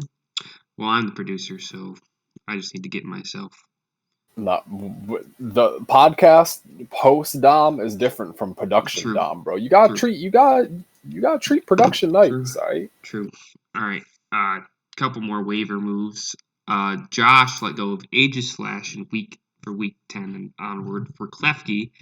Now I think we have differing opinions because I thought Aegislash had potential. It's got a 60 speed tier, so it's kind of slow, but not that slow, and it's the same speed as Porygon 2, and I think Weezing. So I think that it would have been decent in Trick Room, but he has Jellicent and he has a Scavalier for Ghost and Steel type, so I see why he didn't use it. But I think it was just not used, and I understand why he picked up Klefki to, be even more irritating with stuff like Weezing and Scrafty. So I think that overall it's a good pick, but I wish Aegislash was used more. What do you think? I think setting up screen support into Josh's team, I think having screen support for Josh's team is really nice. Because those, bro, let me tell you, those first two Mons, demons, he got some bulky bitches on that team, right? Right. So having screens to support that is just really, really nice all around. And because of, the nature of Klefki's ability, if Trick Room does go up, you're still able to reliably use it the way you want. Right. As far as getting off like statuses and stuff like that. And honestly, I was debating running text like this, but ultimately in games I decided to opt for other Pokemon. Klefki can do more than just screen. It's got the ability to switcheroo if you need to get a crucial item onto something. And so you can switcheroo. I mean, Toxic is not that good of a status in VGC as it could be in singles, but the ability to trick an item onto something to really cripple it could be useful, as well as even something like Safeguard. It's got moves that can assist your team in ways other than just screens. So you can really get creative with Klefki, and I hope it gives Josh some success that it gave me early season. So this is just very minor point, but in VGC, I don't think Klefki can use Toxic, basically. So in singles, like Showdown, they allow all generation moves, basically. So if a Pokemon could use Toxic in Gen 6, basically anything could get Toxic again. But that was why at the beginning of Sword and Shield, everyone was like, no one gets Toxic anymore. The meta is so much different because nothing gets Toxic. When Home came back available, then Pokemon could use Toxic again, and that works. But they cut off the availability for Toxic in Gen 8 on a lot of Mons. And right, but theoretically you could have a Klefki with Toxic, is what you're saying? No, because I don't think Klefki can learn Toxic in Gen 8, so unless it wasn't battle ready marked, you couldn't use it. And that's the reason I said Toxic is because you can put a Toxic Orb on it. It'll never activate because of Klefki's typing, and you could switcheroo the Toxic Orb to something. Well, that's pretty good. Effectively taking away an item and giving it something that's harmful. True. So it's double negative for a Mon. So. Well, yeah, I just wanted to make that point so no one starts to get any ideas, because I've looked at some moves a couple times, and it's when I looked at Kangaskhan when I was trying to do Water Gun, and I'm like, oh, I have to learn Surf instead of Water Gun, because Water Gun is a transfer-only move. It legally can't get Surf. So I was like, okay. So if anyone tries to pull a fast one on a move, I'll check it out, and if I catch you cheating, a forfeit will be coming your way. But first of all, Nobody's doing that. No, I'm just saying. It doesn't even let those Pokemon play. No, it I'm does. pretty I sure. think it does if you play friend to friend. Oh, okay. So, All right, like in gotcha. singles, like there's Pokemon that are using old ass moves that they can't learn anymore when they're doing like the WBE singles league. They can do that. I don't know if it's just because it's LAN connection, but if you're connecting with like someone through link code, I think you can, get away with Right. moves. But I'm not 100% sure. I haven't Yeah. tried it, so because a lot of people do free for all doubles too, so they might have old generational Sure. moves. But Bro, I've said it before, and I'll say it again. Dom is the feds. Don't let anybody I'm a like moderator. convince y'all that I'm he not a is not fed, the feds, but bro. I'm just not This gonna allow man is the cheating. feds.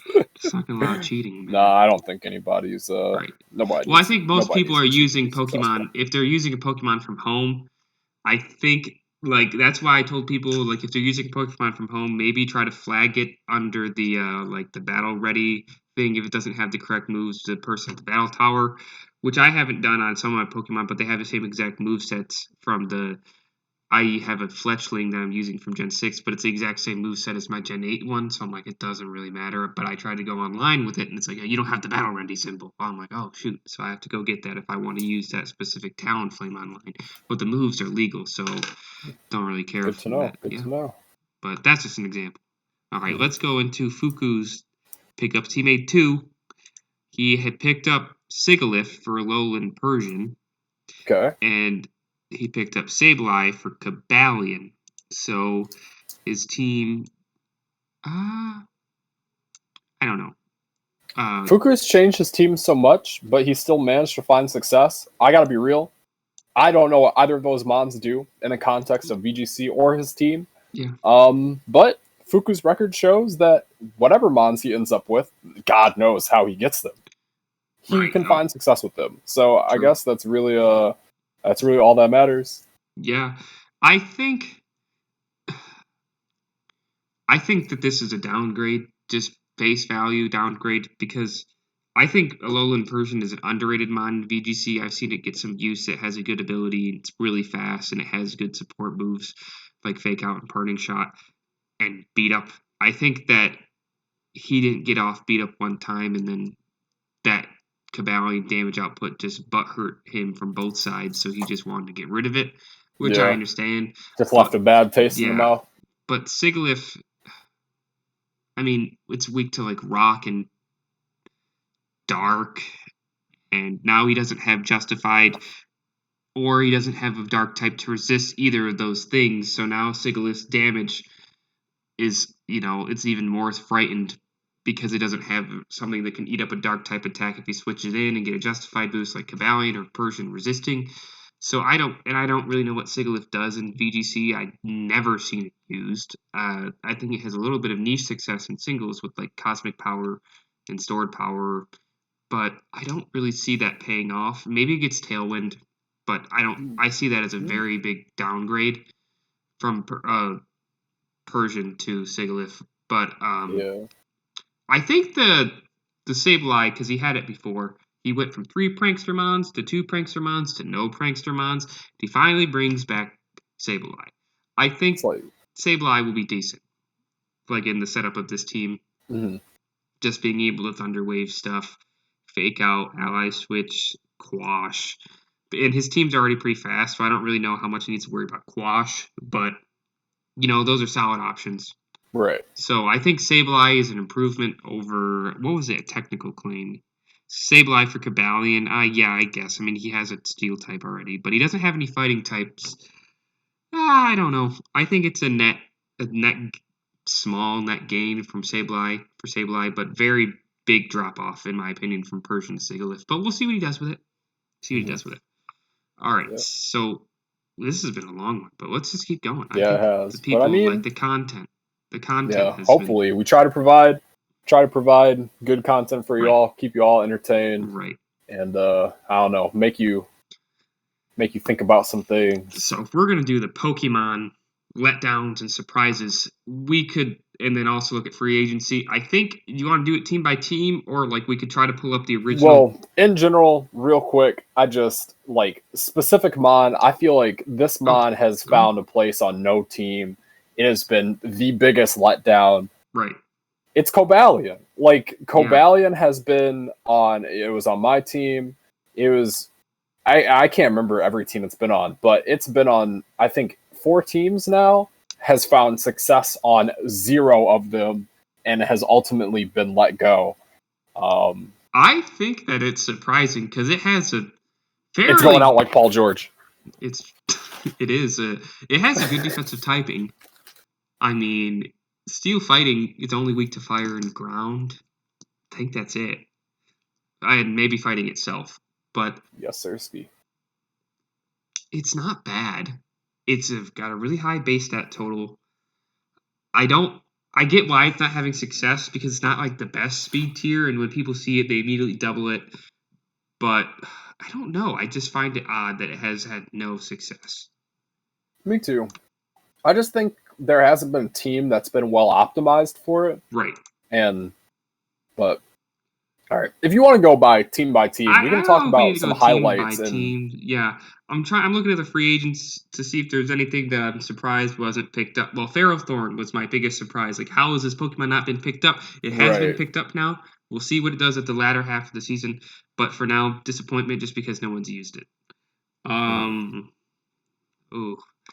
have one, but I think it might upset some people. Dragapult again. I think it's been disappointing again. Yeah, I think it's been underwhelming. It's been underwhelming. Yeah, I think that. Like, I think Brandon used it better than Mitch used it last year, but it does. That's true. It's been a few seasons now. I just feel like Dragapult has not been the threat that everyone knows Dragapult for being. Right, and I think Brandon has been using it a little bit more in a support role, but when he's tried to use it in a damage role, he just relies on Fly a lot, or he doesn't have Phantom Force on this version of Dragapult, and it's just like, oh man, like, I don't know if you're matching up the Dragapult you're using or the spreads correctly to your opponent's matchup. It just been really underwhelming, and I think it's been, at least for me, disappointing to see something so good twice just not do anything. There is one more Pokemon I'm looking through free agents that I feel like could have had a place on a team. I feel like this Pokemon in general is just overall good Pokemon. I'm not sure how its usage in VGC is, but I'm surprised Mandibuzz never got picked up in any. I drafted Mandibuzz originally. Who did? I did. Oh, you did? You let it go? I let it go because I had organized a trade to Crocodile. Right, okay. And gotcha. I also got Talonflame. So when I did that, I decided Mandibuzz was not, wasn't going to be part of the team anymore. But I did like Mandibuzz. I think I might have let it go for Cherim. Hindsight, yes, bad decision. But I don't know. I did bring it. I did actually bring it into a match.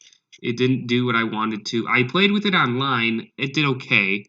But, I mean, it was snarled. It had Tailwind, knockoff, and, Roost. Defog wasn't really necessary. I don't know. It's got a good base stat total. I think I could have used it better. But the way my team was composed at the time and the trades I made, I had to get rid of it. But I agree. I think it could have been easily picked up. When I did my pre-draft rankings, I ranked it a 4 out of 5. And I'm surprised no one took a chance on it. But it's okay. That's all right. So I'm trying to think of, the beginning teams. And, we could go from the very beginning, what teams were like. But I think most, surprises, letdowns. If we see a letdown, we'll remember where it came from. But I guess we'll start with Blake's team. We'll just go through the list. I think, obviously, his biggest... It's not a surprise. At least to me. It's not a surprise. Mudsdale has been a very big issue for 2 years Issue now. As in letdown, or just an issue for threat? Other opponents. It's a threat. It's a... Yeah. But Blake's I think team is built and optimized for Mudsdale. And I think, despite not the record showing that he hasn't had much success, I think everyone can attribute that Mudsdale has been a problem. Yeah. And I'm thinking about Blake's battles. I think he should at least have 2 more wins. I know he's gotten hacked out of 2 games, which is unfortunate. There's other plays he could have made that maybe wouldn't have made the hacks matter as much, but I think at least against Benny at week 2 when he missed 4 rock slides, whatever it was, if he hit those, He might have not got tilted. He might have won one of those games and would have gone to a game 3 and it would be totally different.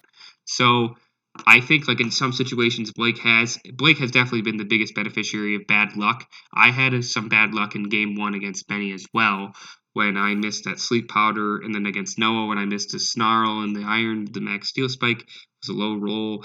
That's like just unfortunate, and I missed 2 snarls. Like those things would have, changed that game.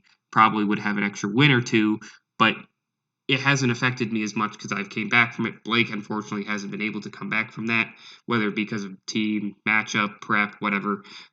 But I will say another surprise from Blake's team has been Vikavolt. I think that it's been a pleasant surprise since Blake picked Vikavolt it has up. been showing up consistently. I feel like it's like kind of like that. The secondary, it's like Blake's secondary offense. Mm-hmm. So Vikavolt has been a pleasant surprise. Letdown on Blake's team. He had Gyarados. He traded away too fast, so I can't say Gyarados. But this Pokemon outshines Gyarados in the letdown side. Hydreigon hasn't done shit. Has it been brought?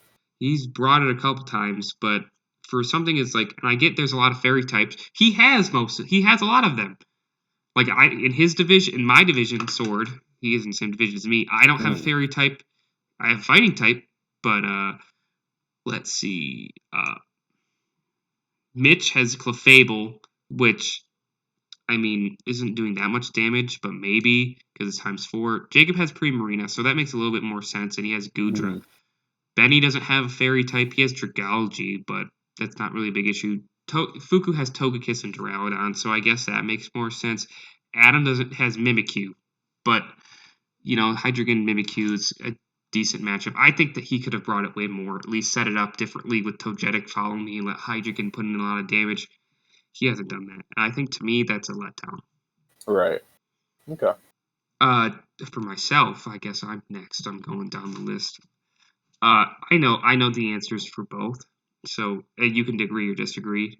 For letdown, it's easy, Arcanine.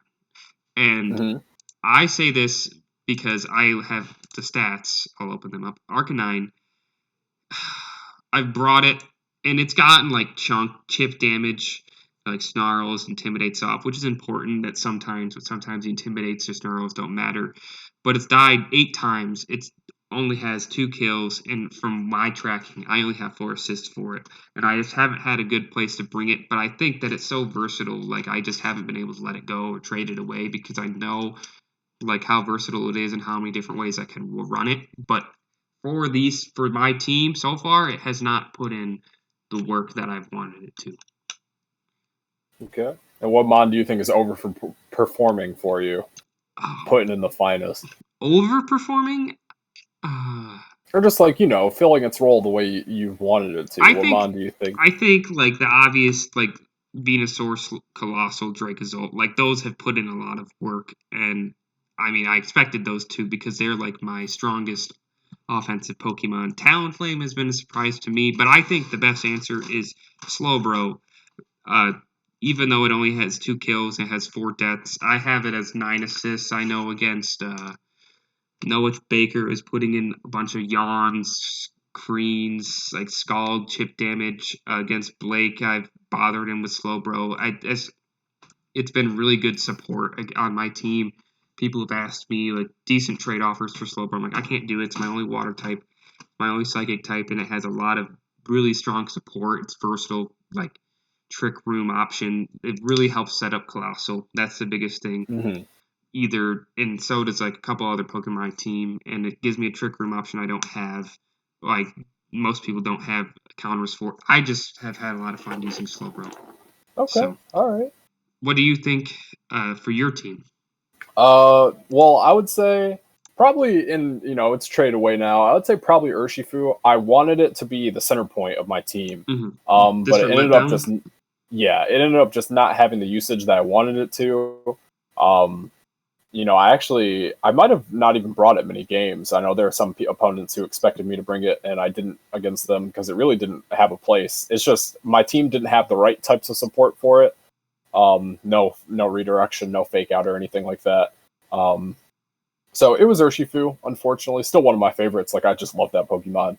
But as far as the the draft league, just didn't fit on my team.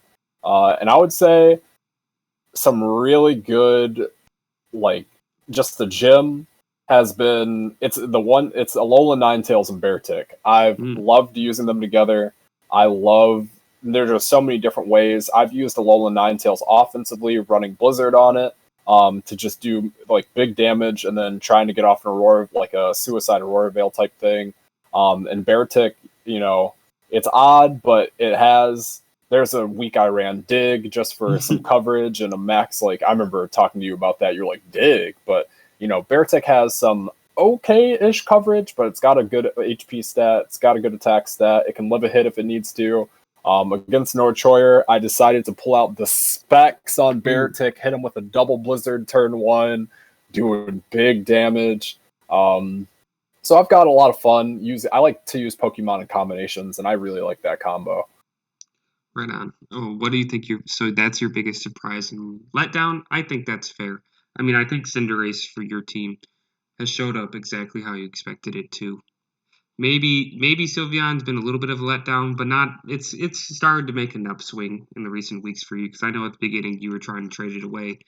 Now That's true, yeah. I think now you've realized, okay, I can use this, and I think you've been doing well with that. Noah Baker's team. The we star know of his show is Comfey. Comfey, absolutely. Comfey sets up everything. It is Lapras would never be as problematic as it was without Comfey. Comfey is the star of the show, and a lot of times opponents are left wondering, do I target it or do I hit the Lapras? And if there's something I've learned about watching Noah battle, if he can click Protect, he's going to click Protect. Yep. And then is just, you end up down bad. If we're looking at letdowns, it's tough, because I think Noah's team, I mean, I'm not going to say Urshifu because he doesn't really bring it very much. He's just not, he's not like using it enough to say it's a letdown. It's unfortunate that it's not getting as much play, and when he did bring it, I OHKO'd it, so that was dab worthy. But I want to say his letdown is, you can disagree here, but I think it's Marowak. Marowak, really? Okay. I think that's a hot take. I think, Marowak surprised some people by being, with the speed swap. And I think that's been reliable, because you always have to keep it factor that. And Noah does have Trick Room options for sure. His team, the way Noah's team is he can optimize it for out of Trick Room with Speed Swap, but he can also play in Trick Room because Lapras, Slowbro, Reuniclus, and Comfey have access to it, and then Alolan Marowak is a threat. So I'd disagree with that. I'd probably say Durant, because Durant functions as a sweeper, and I don't think it's, swept a game once or cleaned up or anything. What I've seen from Alolan Marowak when he's brought it, I've watched most of his matches. It's either doesn't bring it a lot, or it sits in the back and it doesn't Dynamax it as much, because usually Dynamax is Lapras. And I think Marowak is really good as a Dynamax Pokemon because its max move lowers defense. Phantasm. So I think that's why I chose it to be because it's a second round pick, just similar to my Arcanine.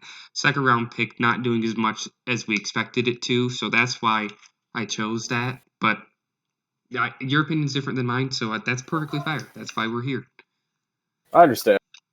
I can see what you're saying, especially as a second round pick. Because I'm looking at it from expectations as well as where it was picked. So for Josh, I think his letdown, Porygon 2. And I know that sounds, I've watched most of his matches as well, and he doesn't bring it as much. And if he brings it, you know what's coming. So a lot of people have targeted it. And I think in the Shield division, there's not as many fighting types to go around as some. But I just haven't seen the success from Porygon 2, because I know, did he even bring it last week against you? I don't think he did. As someone who was victimized, my only loss was to that Porygon 2 ally switching. It did the digital dash on me. Okay. Speaking from personal experience, that thing messed me up. But did he bring it last time? I can't remember. I don't think he did. I don't believe so. Which I was a little surprised about. You know, I was expecting that, but he might have assumed me to prepare for it, because that was the biggest problem. So right. I don't know. I've seen a lot of his battles, and I think half the time he doesn't bring it. That's why I'm picking it in this spot. But if he brought it more often, now I probably wouldn't say this. So I think it's just a matter of usage. Gotcha. For surprise, ooh, I mean, Escavalier, I knew what it was going to do, but I don't think a lot of people did. Mm. And I think Scrafty's also been good. I feel like a lot of the podcast fans will be like, "You're not talking about Mr. Rhyme." No, we knew Mr. Rhyme was going to do this because we talked I about it gotta so give it to much. Mr. Rhyme. But we Hey, talked Mr. about it Rhyme so forever much. goated. We talked about Yeah, it well, so we just, much. So we how is it a mentioned it. surprise? But I get it. No, I get We it. I mentioned think it, and then it's just, basically it had to live up to where Josh picked it. right. That makes sense. I agree, and it So, did. and I think it has. So I Yeah. think in that situation, it has, like, Josh picked it as his fourth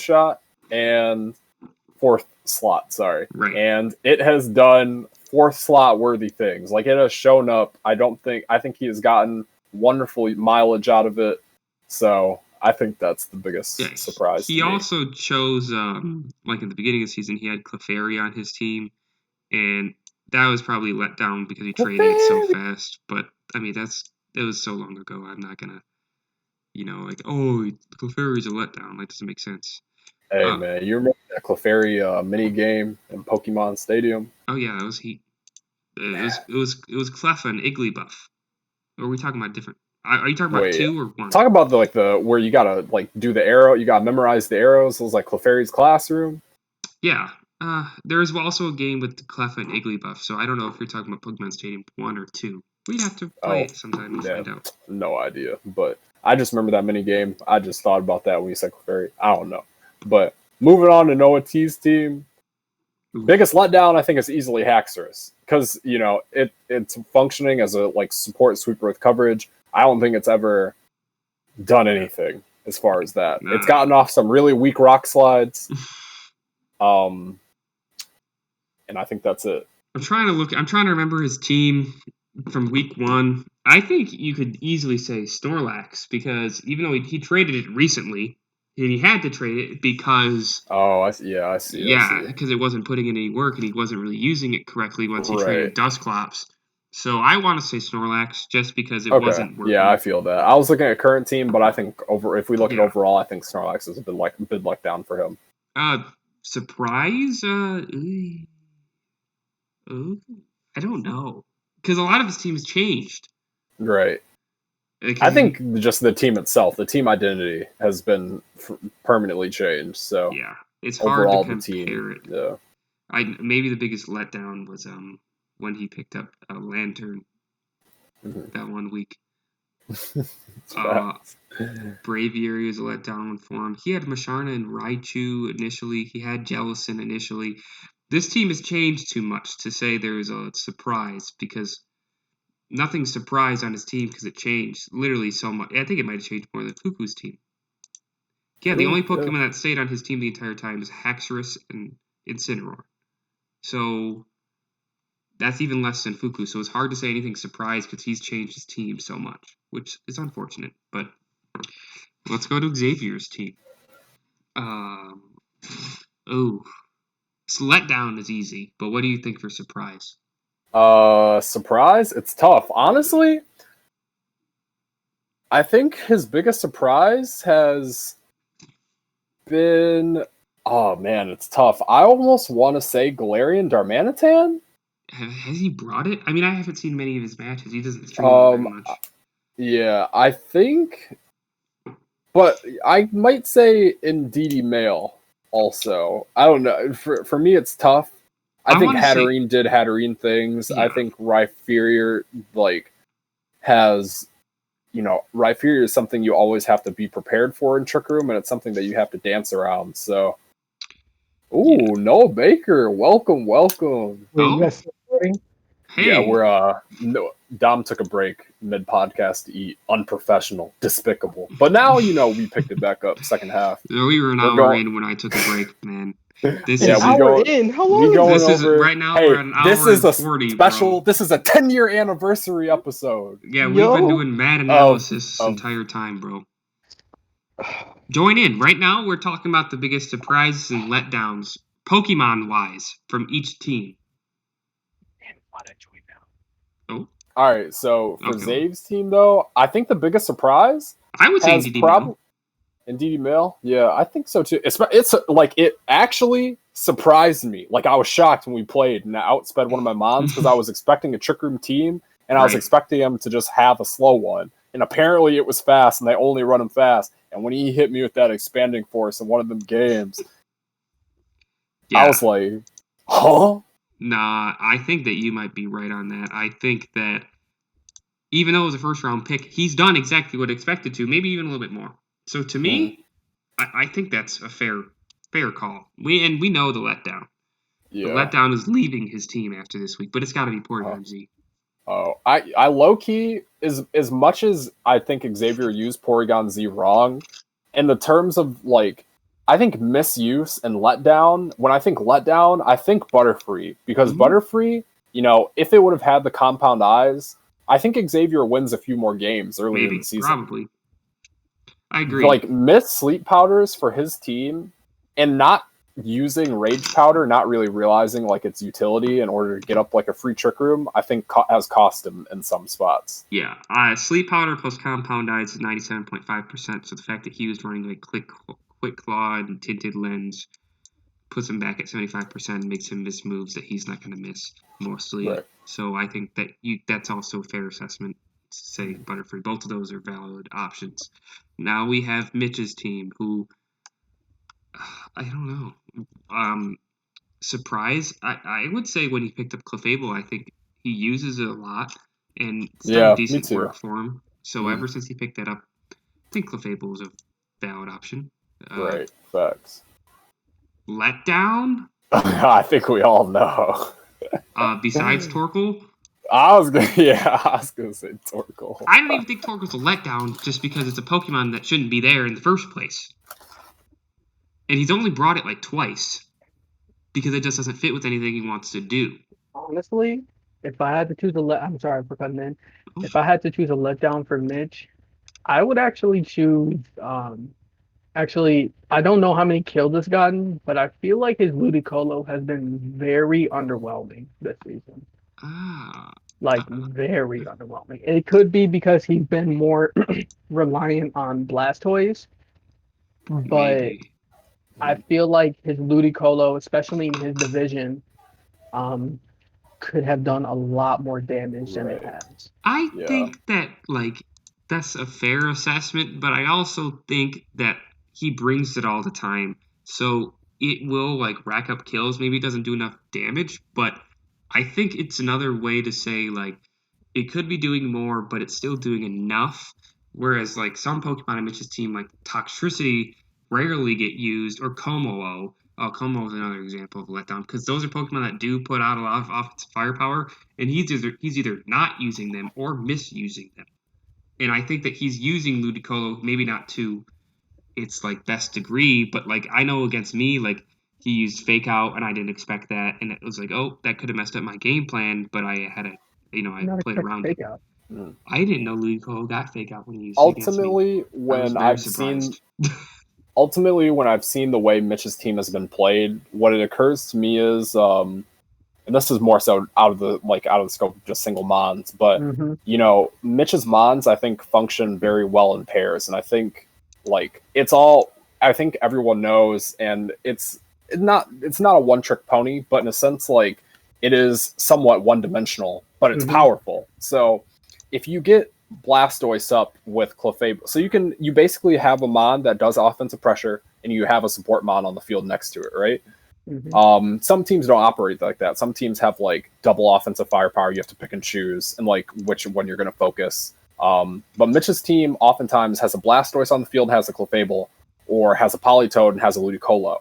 And I feel like that's what would make it most powerful. But oftentimes when Mitch plays, and I don't know how it usually ends up this way, but oftentimes you see Politoed and Clefable on the field together. And there's really nothing that they can do because after one of them goes, Ludicolo is not paired with anything that really, benefits it. And if Blastoise is on the field without Clefable or Politoed, then it really doesn't get benefit. So the fact that both of his support mons end up on the field at the same time, I feel like has just been overall a letdown. I feel like that usually ends up hurting Ludicolo the most. That's fair. I think that's a good assessment. You think a lot of that goes more to user error as opposed to him just getting unlucky, or it's just the way things have gone for him. He just kind of ends up with two support monks on the field. It's I fun. think sometimes I see switch outs into having them both on the field, and so kind of like a mismanagement thing. I will defend Mitch here. Go ahead, talk. I've been using Mitch's team on Showdown, and I haven't been able to win. And yes, I think but you're playing against meta teams. True. Yeah. But I haven't I never really bring Polytoad and Clefable in the same team. I never really bring Clefable to begin with. But I still can't find a groove with Mitch's team because it's like so obviously a rain team that people know what's coming. But this is also my thing. I mean, part of the reason I think I don't want to keep going on Mitch, but Right. he'll bring like a couple of different teams of 6 per matchup, but every match it's normally the same 4. Mm-hmm. Polytoad, Blastoise, Clefable, Ludicolo. And especially when you're running like pairs, you really want to limit that to just 2 Pokemon if you're going to bring them. Like, for example, if we're looking at like Bryan's team, he'll bring Ninetales Beartic, but then he'll bring 2 other Pokemon that can function on their own. Mm-hmm. Mitch, he's bringing Pokemon that always needs something to rely on in order to be effective. And he hasn't even been using like Togedemaru, which alleviates his electric weakness with Lightning Rod. It's just a lot of things or a lot of resources that he hasn't been using on his team that has led to a lot of underwhelming Pokemon that you would say have been underwhelming throughout the season. No, I agree It's with just that. kind of, I guess, like what team management, like Bryan Right. said. That's very fair. Let's move on to Jacob's team. I think the biggest letdown, and I don't know if it's a major letdown, but I want to say Noivern because I just remember that match. The Miss Hurricanes. Noivern has done nothing but let him down. Swing and a miss. But I have not seen him even bring Seismitoad as 3rd round pick. Maybe he brought it. No, he brought it against Mitch. Oh, he did? How did it do? He took advantage. I think it did well. It took advantage of Mitch's rain with Swift Swim. Oh, okay. What I haven't seen and what I thought I was going to see was his Machamp and Inteleon on the field at the same time. With the crit synergy? Yeah, I thought that's why he picked up Machamp. And with Inteleon with Sniper, he could have been doing the G-Max Cheese Strike. Insane damage.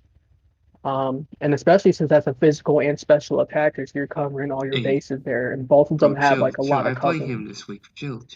Oh, my bad. I might listen in. Hey, Jacob, if you're tuning in, you know what to do. That Cheese Strike of Scopeland's going crazy. I mean, I had told him in the beginning of the season, like, that's a good strategy to use. But alas, nothing. Another letdown is definitely Gengar, not even just from Jacob's team, but all teams, because it was on Mitch's team originally. Sure. It's a decent Pokemon. I don't get it. Like, it just doesn't. It's maybe too. It did work against me last season. It dismantled my team. Yeah, just not seeing it enough. But surprises? Maybe Scizor. I mean, this 8th-round pick. Scizor? Yeah, because I think when Scizor got drafted, I think a majority of the people said most people pick Scyther. And I remember Jacob said, and I quote, well, this is paraphrasing, but I don't really know what Scyther does, so I'm going to pick up Scizor. And, I remember Brandon was like, bro, you picked up Scizor. I can't believe it. I wanted it so bad. And I'm like, bro, chill. And then he's like, yeah, I think it was, especially against Josh, like recency bias aside, that thing put in a lot of work against Josh. I'm drawing a blank here, but has Primarina done anything really? It's done some. I think so. I mean, Primarina it's a letdown is for sure. Similar. I see it as similar as Milotic a little bit. It's a bulky water type that always gets off reliable damage. Yeah. And I think he's been able to do that. Yeah, I think it has been underwhelming, but letdown, maybe even a letdown, but I think that Noivern's a bigger letdown. Right. So I agree with that. All right, let's go to Benny's team. The problem with Benny is that we haven't seen him battle enough. Like, he doesn't broadcast his battles ever, and his opponents haven't broadcasted them enough, so it's hard to know like what's doing what unless he has all his stats updated. I want to say from what I've seen, Mienshao is his biggest letdown because I haven't really seen him bring it much, and I think it gets O-code pretty quickly, at least when I played him or watch a battle, I saw Mianchow go down really fast. Mhm. I agree. So that's what I would say personally. Surprise? For me, it's Dragalge. He used it. Who did he play against? I think it was his battle against Adam or Fuku, maybe. He used Oh, Dragalge like I have a kill sheet for Benny that was actually updated. It looks updated. Oh, yeah. okay. Dragalge has been like very much surprising me, almost to the point where I kind of wanted to trade for it. He There has was a a point in time 7. I was actually going to offer Benny a trade for Dragalge. Interesting enough, I was Yeah. really like gonna fish for that.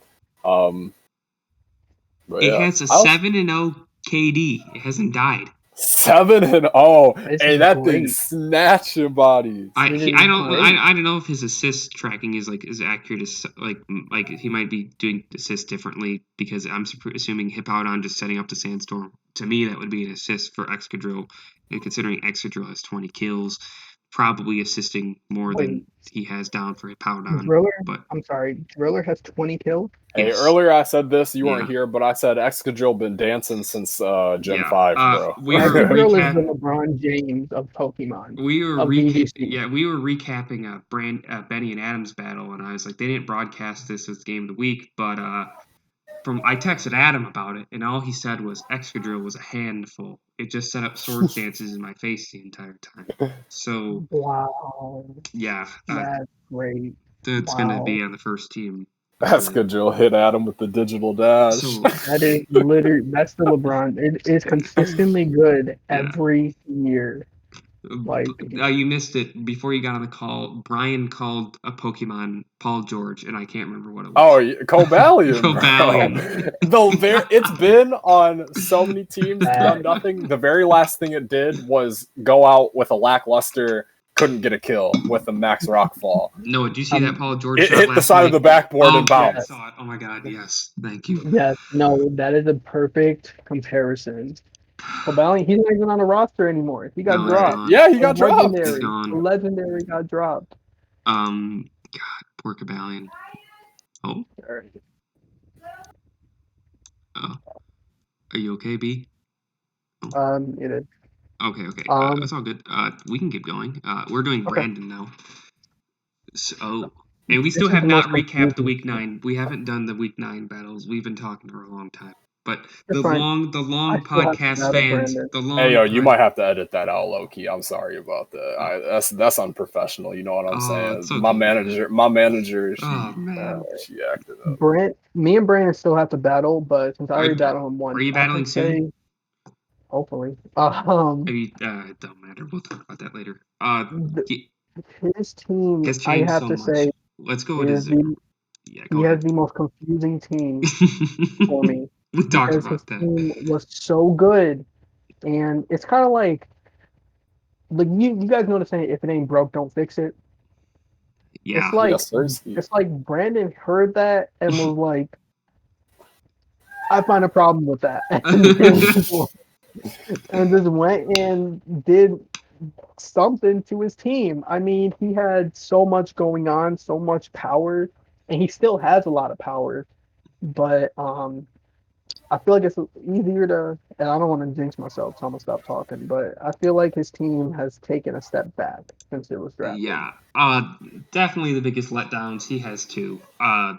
Dragapult and Charizard. I haven't seen. He's brought the wrong Charizard twice. He did not bring G-Max I would Charizard. say Dragapult's more of a Yeah. letdown. Yeah, because I would say it'd be both. I would Dragapult say for me. both. I But mean, as Dragapult definitely Dragapult is being number one of the one. dominant forces in VGC, and Dragapult being is polar, like just like one of the fastest speed tiers in the entire league, if not the fastest. It might be very fastest Pokemon, top tier threat in a VGC. So much versatility, so much power, so many ways you can use it. Yep. To only see it kind of used in one way, I think has just been limiting. Not just one way, one move. Fly or beat up. No, I think it's Phantom Force. Phantom Force. Dude, I haven't seen him use Phantom Force in a while. So what if I? This is just a slight. This is the 4th time we've talked about Dragapult on this podcast, Bryan. Because we have talked about it a bit, but moving on, he's still got things he can do. So automatically, just looking at his team, you know, he has Mammoth and Dragapult. He can Ice Shard, Pop a Weakness policy easily, right? He has options to use it more offensively and use it more variety, and that can be his Dynamax. Now that Lucario doesn't have the beat up support. I mean, Dragapult can beat up for it, but I don't think that's what you want to look for. And also, like, his team, while there are a lot of fast Mons, there are some Mons that are sitting around base 95, base 90. If Porygon Z, if that's his Dynamax for the game, that G-Max Strike, lowering speed to let those, like, middle the road, like, upper middle speed tier Pokemon shine, I think he can do a lot of damage. So I think his team does have some ways to be useful. But his biggest surprise has been Luxray. Luxray, y'all remember the game, Yep. And Lucario, too. Honestly, I didn't expect Lucario to do this much work either. I would say both of them. I mean, Lucario, it has beat up. It could be ran physical or special. I expected it to do fairly well. I didn't expect to do it this much. That's why I said it was a surprise. Because he really bought into the strategy. Bro, I swear, I'll never forget, game 1 when I played him, he had Charizard and Lucario on the field. I set up a light screen because I'm like, oh, this Charizard, it's about to G-Max. It's about to do the digital dash on my team. His Lucario Dynamax, and he clicked beat up. And, I swear, you ever seen a dog when it just hears a noise and just tilts its head and looks at you? I was looking at my screen, and, like, it was my first battle my girlfriend has ever seen, ever. And she was just looking at me. She's like, yo, you down bad. And I'm like, yeah, it's all bad. So Kingdra also let down, by the way. Facts. That's the exact same thing that happened to me. Because when he used it against me game 2, I saw Charizard Lucario, and I was like, it's kind of an odd lead. But I'm gonna have my way with this, right? And then he used beat up. And I was like, well, I lose. There's nothing I can do now. Holy shit. So yeah, Luxray has definitely been the biggest surprising Pokemon on his team. Kingdra no longer on his team, but has definitely been a letdown. Yeah, we're using past Pokemon as well as letdowns. Okay. Basically because he never ran Swift Swim. Right. He has 1 kill with Kingdra all season. Yeah, I was very surprised to see that he didn't run Swift Swim, although I would still say Dragapult is a bigger letdown. I remember at the beginning of the season where I said, like, no offense to Mitch, but last season when Mitch picked up Dragapult, I was like, I'm happy somebody who doesn't know how to use Dragapult has Dragapult. Right. Because it could easily be up there with Excadrill as like one of the best offensive Pokemon. But things happen, and it doesn't. Now that he has Gmax or Shifu, I'm really struggling to see a spot for Dragapult because he runs in physical, and it just seems like he's not really leaning on it. So Jacob has actually been updating his stats, and I just looked. Gigalith has to be mentioned because it has 17 damn kills. Did not know that. Didn't expect it to do that much work. Last year, Gigalith had a similar amount of kills. Yeah. And we all know, I mean, when Gigalith came out Gen 5, it was between that and T-Tar, it was one of the best trick room set. Number one of the best trick room sweepers, and number 2, a great setter for sand. So Gigalith has always been good. It's just gotten, as the seasons have progressed and we got new Pokemon, it's gotten a little bit overshadowed. Yeah. But in draft leagues, it definitely has a place to shine. So I was not surprised by Gigalith. If anything, Scizor and his Goodra surprised me a little bit too. But yeah. Let's go to Justin's team. Oh man. His team's changed so much.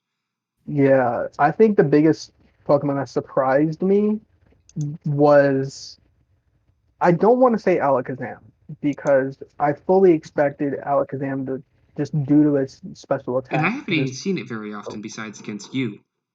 I saw it against me. I saw it against one other person. It's a glass cannon, so we all know what that's gonna do.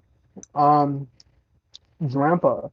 Drampa was surprising. I would say that's a surprise because the way he's used it has been nice. And I think Weavile has done a decent amount of work for him as well, not even just with beat-up support, but outside of it with triple I axle. agree with that. I think it's done Weavile pretty well. has definitely surprised me because just due to how much we all know how much damage that it does, but it just never has fared well in draft leagues or in doubles, in my opinion, Right. because of how frail it is and has a lot of really common weaknesses between fire and fighting, most definitely. The biggest letdown's not on his team anymore, but easily was Rillaboom. Yes, yes. Just a He mismanagement of the Pokemon altogether. yeah. The fact that he took it number one and then he didn't really I mean Rillaboom, it was definitely like the best number one pick, but he built his team around Indeedee, in my opinion. Right. Because he had already kept Indeedee, which I don't blame him for. But when you build your team around psychic terrain and then you throw something in with grassy terrain, um you're kind of shooting yourself in the foot there. So I think it was a little bit of mismanagement, and I think he also realized like he has one thing going, and Rillaboom just doesn't fit into that. Right. And like going forward after his week 8 battle with Xavier, he's gonna be the one using the Swift Swim option that was on Brandon's team before. Yes. So I was talking about this with Bryan. Justin has a severe lack of coverage or typings going forward. He has only like 9. He basically has half of the typings. Let me recount: normal, Well, psychic, rock. I mean, sometimes it doesn't matter. Sometimes it does. yeah. But I mean, he has. I think in his division, I think he's gonna be fine. Wait, what division is he? He's in mine, right? Yeah, he's in Yeah, yours. he's in the Shield division. The Shield division, I think it's like you can live with this type of typing or Yeah, these typings. He's very weak to electric, very, very weak to electric, which incredibly weak will to probably bite fairy. him. Oh yeah, and fairy. Um, so that's gonna come back to bite him. But I think he's skilled enough. He's shown that he kind of knows what he's doing. I think he could probably play out of that. Right. Especially with GMAX Snorlax, which I think is We were been a talking letdown this about that season. actually. We talked about Brandon and Justin's teams for a while because we went over every move, and though they made the most moves with Xavier, so we talked about Yeah, that for a while.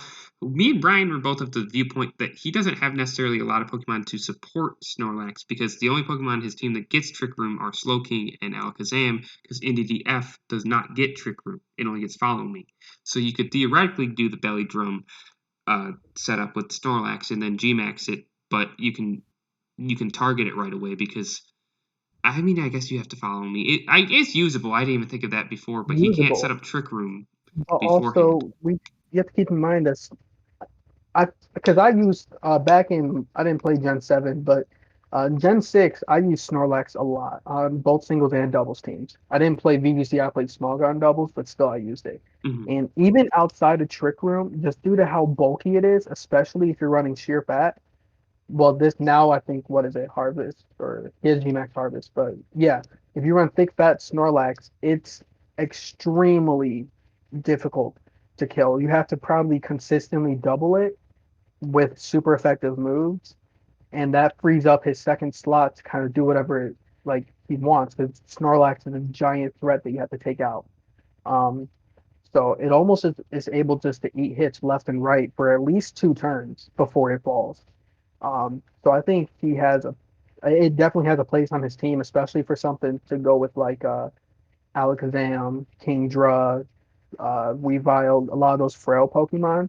After one belly drum, you have to kind of choose, okay, do I want to take out this frail Pokemon or do I want to put some damage in Snorlax? You know what I'm saying? Right.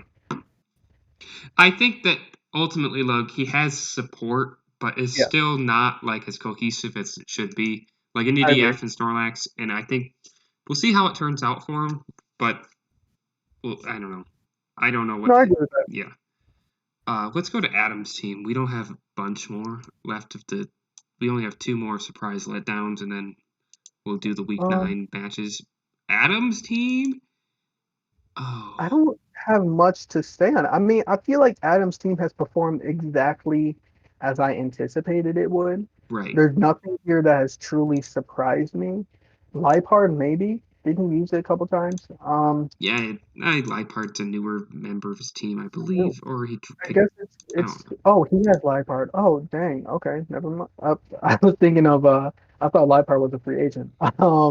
It was original. Oh no, he drafted it. Oh, I thought it was free agent too. He had Dragology Wow. at the beginning of the season, but Okay, I guess that makes things a little bit easier for me personally. But yeah, I mean, nothing here has really surprised me. I am surprised Tyranitar doesn't have more kills, but I don't think his stats are super updated, but I haven't heard too much from him about Tyranitar. yeah, Um, I want to say his surprise in a good way has been Chandelure. I think he's brought it a decent amount of times, and it's probably putting in a good amount of work for him. But I'm not. yeah, Once again, Benny and Adam haven't had a lot of their battles broadcast, so against me, I think the biggest problem I had was with T-Tar. So I want to say that's performing how it should be. I don't have like a perfect answer just because I haven't seen a lot of his battles done, but overall I think that his team's pretty much performing how we expected it to. Maybe Palo Sand could be a letdown because he hasn't brought it, from what I know. Same thing with Excelgor. It's just an option he has on his team. But for now, I would probably say the biggest surprise is Chandelure, just based on how much he's using it. yeah. I actually used on my Champions Cup team. I had a Chandelure, and I've laddered with that team quite a bit. Um, Me personally, I never doubted Chandelure because for me, I've done a lot of damage with it. Um, Honestly, I guess because like what you said, people don't expect it to, especially when you have Tyranitar, Gyarados. Well, he just got Gyarados. Mimikyu. On second thought, sorry, I switching gears. Corviknight. I haven't heard much about Corviknight, Yeah, me either. and it's a Gmax. So I guess I'm a little bit. That's probably like the most underwhelming for me, Yeah, but I think Gmax Corviknight is personally worse than regular Corviknight I Gmax agree. because of the flying type becomes a Gmax move, similar to Duraludon. But What did it do again? oh, isn't it? I know Duraludon is the PP lowers the PP Yeah. of a low. Um, Corviknight Cerebi. I don't even know what it does off the top of my head because you never see it. Yeah, I'm looking. Hey, the beat go off? Oh, we're talking about Um. Corviknight. Oh, it drops. It removes. Oh, it removes Oh, it's like a screens. defog. Yeah, it's like Oh, defog because it yeah, removes that's spikes too. usable, I guess, if I'm It's against the right usable in team. singles. Oh wait, we on Adam's team? Yeah, Yeah, we I don't would really say have a that's. good answer for his team, like surprise letdown, but we think the letdown might be Corviknight Yeah. and I Palo mean, just being a Sand. Gmax, kinda, but I would say Corviknight as a Dynamax or Gmax Pokemon, yes, but Corviknight itself, no. Okay, Because, like, normally Adam's Dynamaxing Tyranitar. Now it could be Gyarados, but I just don't think Dynamax has ever been a good option for Corviknight, so it doesn't really, or like as his Gmax, I don't think it has that It much it use. definitely According to depends. It definitely depends on how you set the EVs. Because on my Champions Cup team, my Corviknight is more of an offensive one, so hmm you could D-max it, and after a couple max steel spikes, body press becomes absolutely lethal on Corviknight. Or you can just run bulk up Corviknight anyway. You don't even need to D-max it. right, Um, so I mean, I see what Brian said. Okay, I see what Brian is saying, um, and I would agree with him. It's just there's really nothing else on this team that has let me down. right. Magnezone, maybe. I don't know. just so you I know, always I only muted myself because I'm smashing on some chips right now. I'm not trying to cause any problems for production. You know what I'm saying? okay. Palo Sand, I mean, maybe that just because you haven't seen it. We talked about a lot of the teams we talked about at length today. Adam's team was similar to one of them because we discussed the Gyarados melodic deal. But Mhm. um, oh, Brian, you missed it. Noah made a good point about Indeedee and Snorlax together because you can follow me with Indeedee female and then Belly Drum with Snorlax. Right. So that's a good way of support that we didn't discuss earlier. Oh, to be honest, I thought that was obvious, but I just forgot about it, honestly. So, but good point that was brought up that yeah. wasn't actually said. But yeah, I think also I do want to ask you, Noah, because you're here. What do you think about the Gyarados melodic trade? Because we both said that like it didn't really make much sense for either team. Um, I'm very indifferent on it. Okay. I think Gyarados and Melodic are, for me, and this is just me personally, I think they're almost two sides of the same coin. Okay. Um, Melodic, it's bulky, but people frequently use it for offensive like firepower, especially with competitive. Gyarados, same thing with Moxie. Um, I think it's ran a little bit more with Intimidate nowadays, um, but yeah, especially in this draft league, I think I've only seen it with Moxie with Fuku.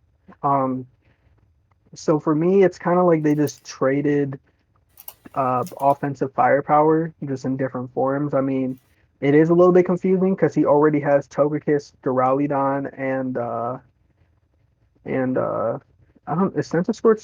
That's physical attack. Yeah, he already has Togekiss and Duraludon, which is more than enough special attack. Uh, but I mean, sure. Fuku just. I think Fuku just likes to keep things fresh. Well, he can after Adam, this I week. think. So. Yeah, Adam. I think he saw a chance to get Intimidate on his team. Or Um, Moxie. I feel like what he's in a sword They're division both with in like sword. with Benny, Blake, with Benny, Jacob, um, Benny and Jacob mainly. You two, you guys have a lot of offensive physical attackers. Mm-hmm. So that intimidate would definitely come in handy, especially in the postseason. So I think it was more of a postseason move for Adam Okay, because of intimidate. that's fair. That's really, really important in draft leagues. That's the only reason why, for example, I picked up Stoutland besides it being just really cool. Mm-hmm. That's why Blake picked, or you picked up Arcanine for Intimidate. Noah Troyer got Incineroar. It's just a really helpful ability And that Hitmontop. definitely, and him on top. It definitely puts a lot of pressure.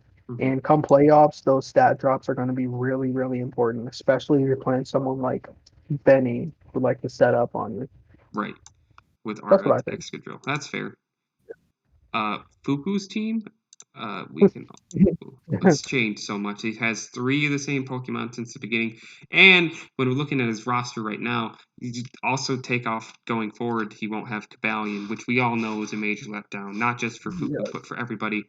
And he won't have Persian anymore going forward. But I thought that Persian was decent on his team. But Cobalion should be shadow banned from this league. There, I said it. There, I said it. He's got no place in Pokemon. That man's a Digimon now, as far as Bro, I'm it concerned. has been absolute trash. Like absolute trash. I love at this point there's only one of the what are they, the Swords of Justice? yeah, Is that what they're Terrakion is called? being used. Terrakion is the only one left, which I think that Terrakion was always considered the best one, Yeah, but Cobalion saw some play, but Virizion 4 times weak to nobody plays flying. for it. Yeah. Yeah, especially when Max Airstream is just such a good move. Like, Yeah, I like don't. you Yeah, just don't play it. I think the biggest surprise for Fuku's team though is Diggersby though. Diggersby though, Diggersby, though? Like he picked it up and you saw what it did against Blake. I think everyone saw that twice with his meltdown on stream about I didn't bring Energy Ball. This is Dom's fault. I'll never forget that let's one. not get into that. And then his other battle with Fuku. God, those two. That's a rivalry that is gonna be very strong I forever. think Those I two. agree with Diggersby. Number one, I was surprised that nobody drafted it. I thought it was going to be Yeah. like a between an 8 to 10 round pick. I mean, because Right. it has a lot of common weaknesses, but it's just super powerful. Like it's just super powerful. Um, Facts.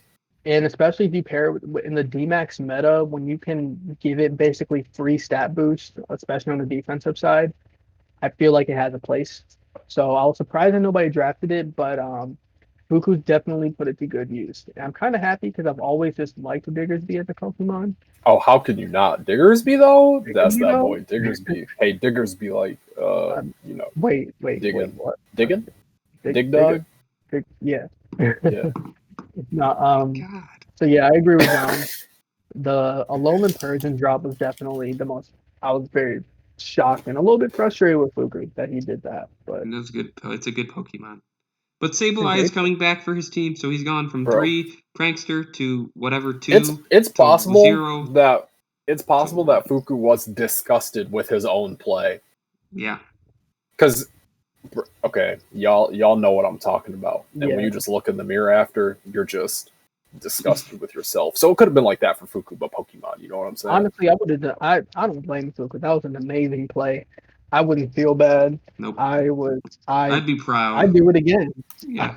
You give me the chance. I think it was against Noah Troyer where I actually got off a speed swap. Oh, it feels good. You feel good when you get those plays off because they don't come often. So everything has to basically be perfect. Otherwise, you can lose yourself the match. Because it's a high risk, high reward play. So. I do have one. I mean, I don't know how close we are to concluding, but I do have a. We just got finished right now. We just got finished with the kind of like the ups or like letdowns, surprises, and everything. I wanted to ask, especially how out of the teams who haven't found much success going into the latter half of the season, who do you think is going to start to pick up some more steam? You know, teams have changed. Xavier. Who do you think's team has gotten the edge to start making a decent comeback? Xavier. Noah Troyer. Troyer. I think Noah Troyer, Rillaboom is this is one of the best Pokemon in the league. It can do so many things, especially because he has Clefairy and Incineroar. He doesn't need Whimsicott. But he's got Haxorus. Like, he has a lot of good pieces. I think it comes down to him just being able to play well. Xavier is a close second. Although I'm not gonna say nothing about Mitch. Yeah, Noah Troyer and Xavier are definitely very close. I think they both can make big pushes. Josh might what 7-8-1, 7-8-2, something like that. He's 6-3. 6-3. I think Blake. Never mind. Yeah, Noah Troyer and Xavier. Hey, don't speak down on Maractus, dog. Don't. The Maractus pick was good. I think he's definitely setting up to make Mudsdale. I think he's going to rely on Mudsdale to get him wins. But like Dom said, I think Xavier has set himself up, especially with Dusclops, Raichu, and Pincurchin. Right. And the Alolan Exeggutor, I was looking into it. It's not. It can do some work. It can do some damage. We saw Brandon used it. It was kind of a surprise.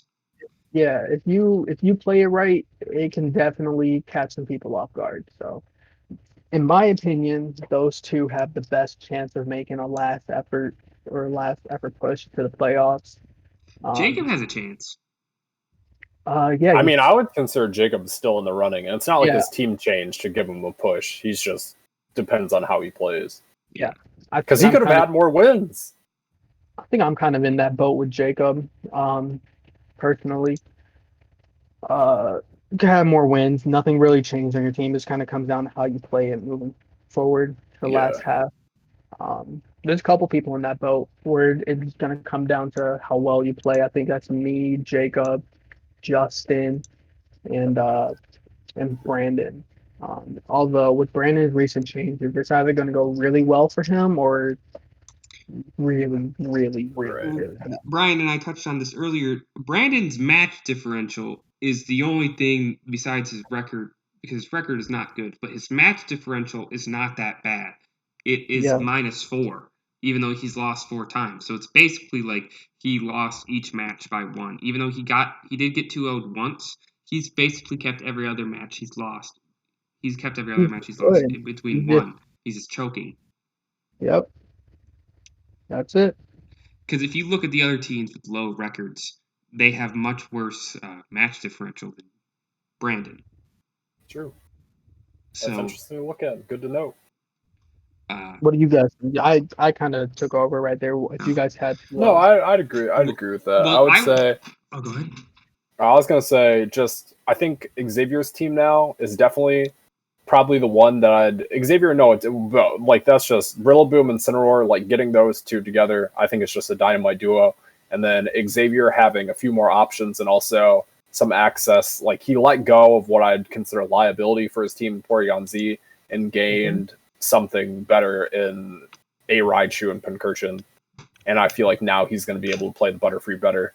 So I think Xavier and Noah T's teams are both threatening. Right.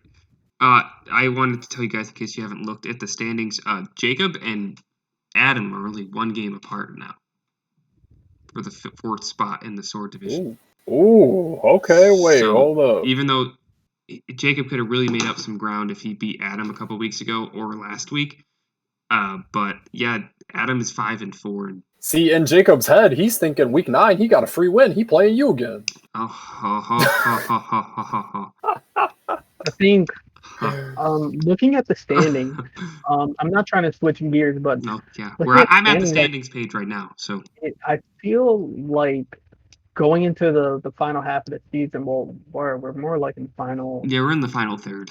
yeah, Yeah. final third of the season. Well, actually, no, because we have 5 matches left. You have Okay. 6, Noah. You have 6, so Well, there's let's still a not lot get to into go. the technicalities. I would just Um, because waivers and trades are Yeah. done, I would just consider it like the second part or like Yeah. just the latter half. We're in the Yeah, final absolutely. stretch I think waivers end Sunday. this week on Yeah, Sunday. Sunday. Yeah. For all of those who apparently have no idea like what day of the week it is, that is 9:20:09 No, actually, backslash it's 9:21 at 12:15 p.m. Eastern Standard Time. AM. Yeah. All right, And you know what? That killed it for me. I'm out this league. Goodbye. no. Oh Okay. my god.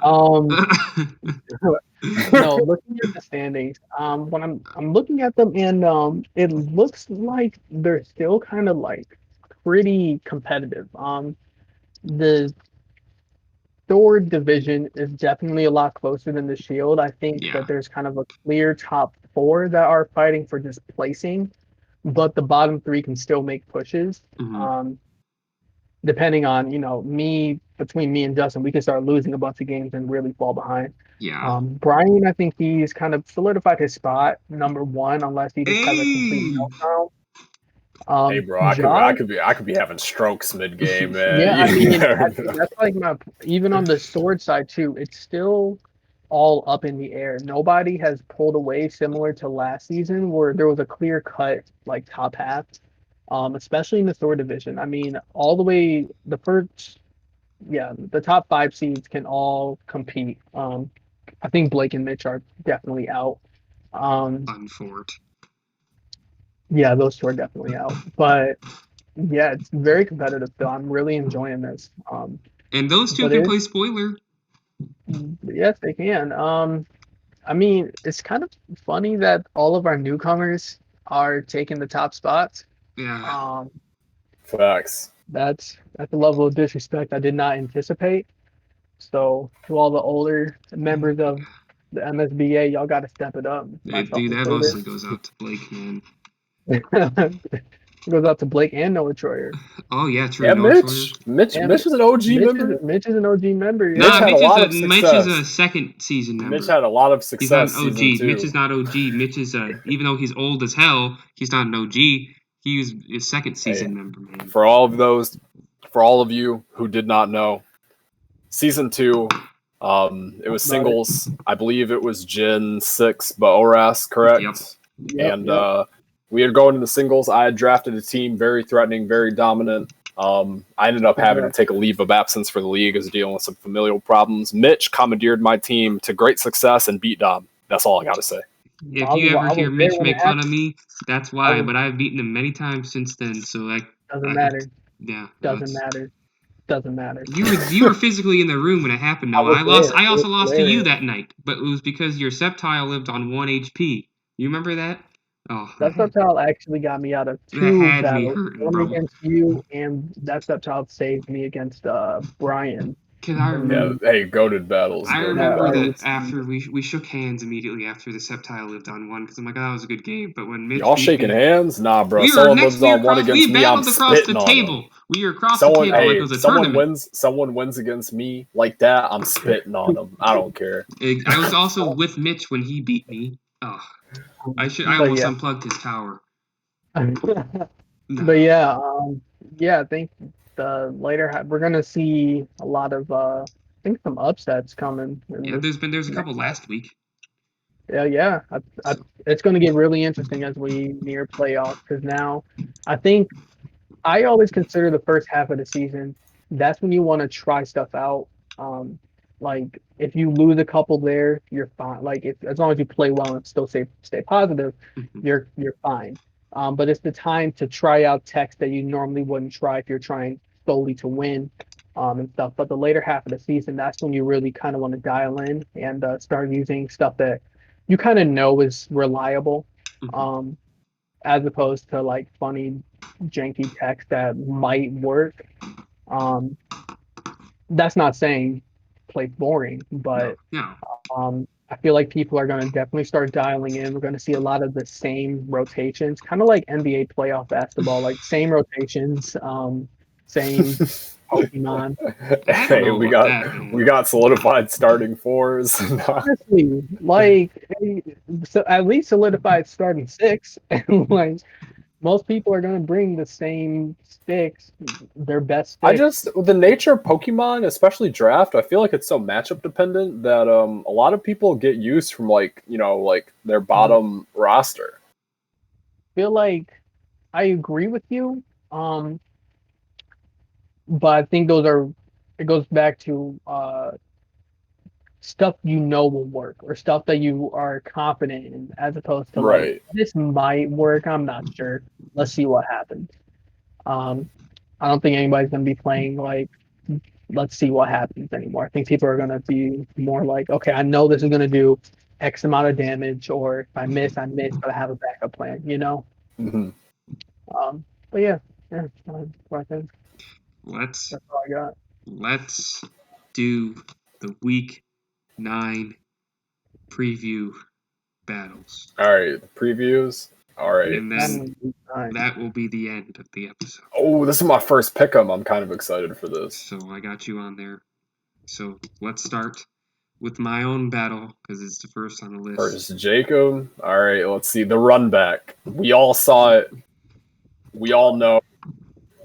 Dude, the pressure's on for this battle. I have a team This idea. is, and Jacob's hungry for these wins. Yeah, These he wins. needs, this is a Exactly. major Really battle. important. Not This just is a good battle. not just For for both. me personally, but I gotta beat him. But I also need to stay on. I'm on a 5-game win streak right now, so I have to keep pushing. I can't lose motivation right now.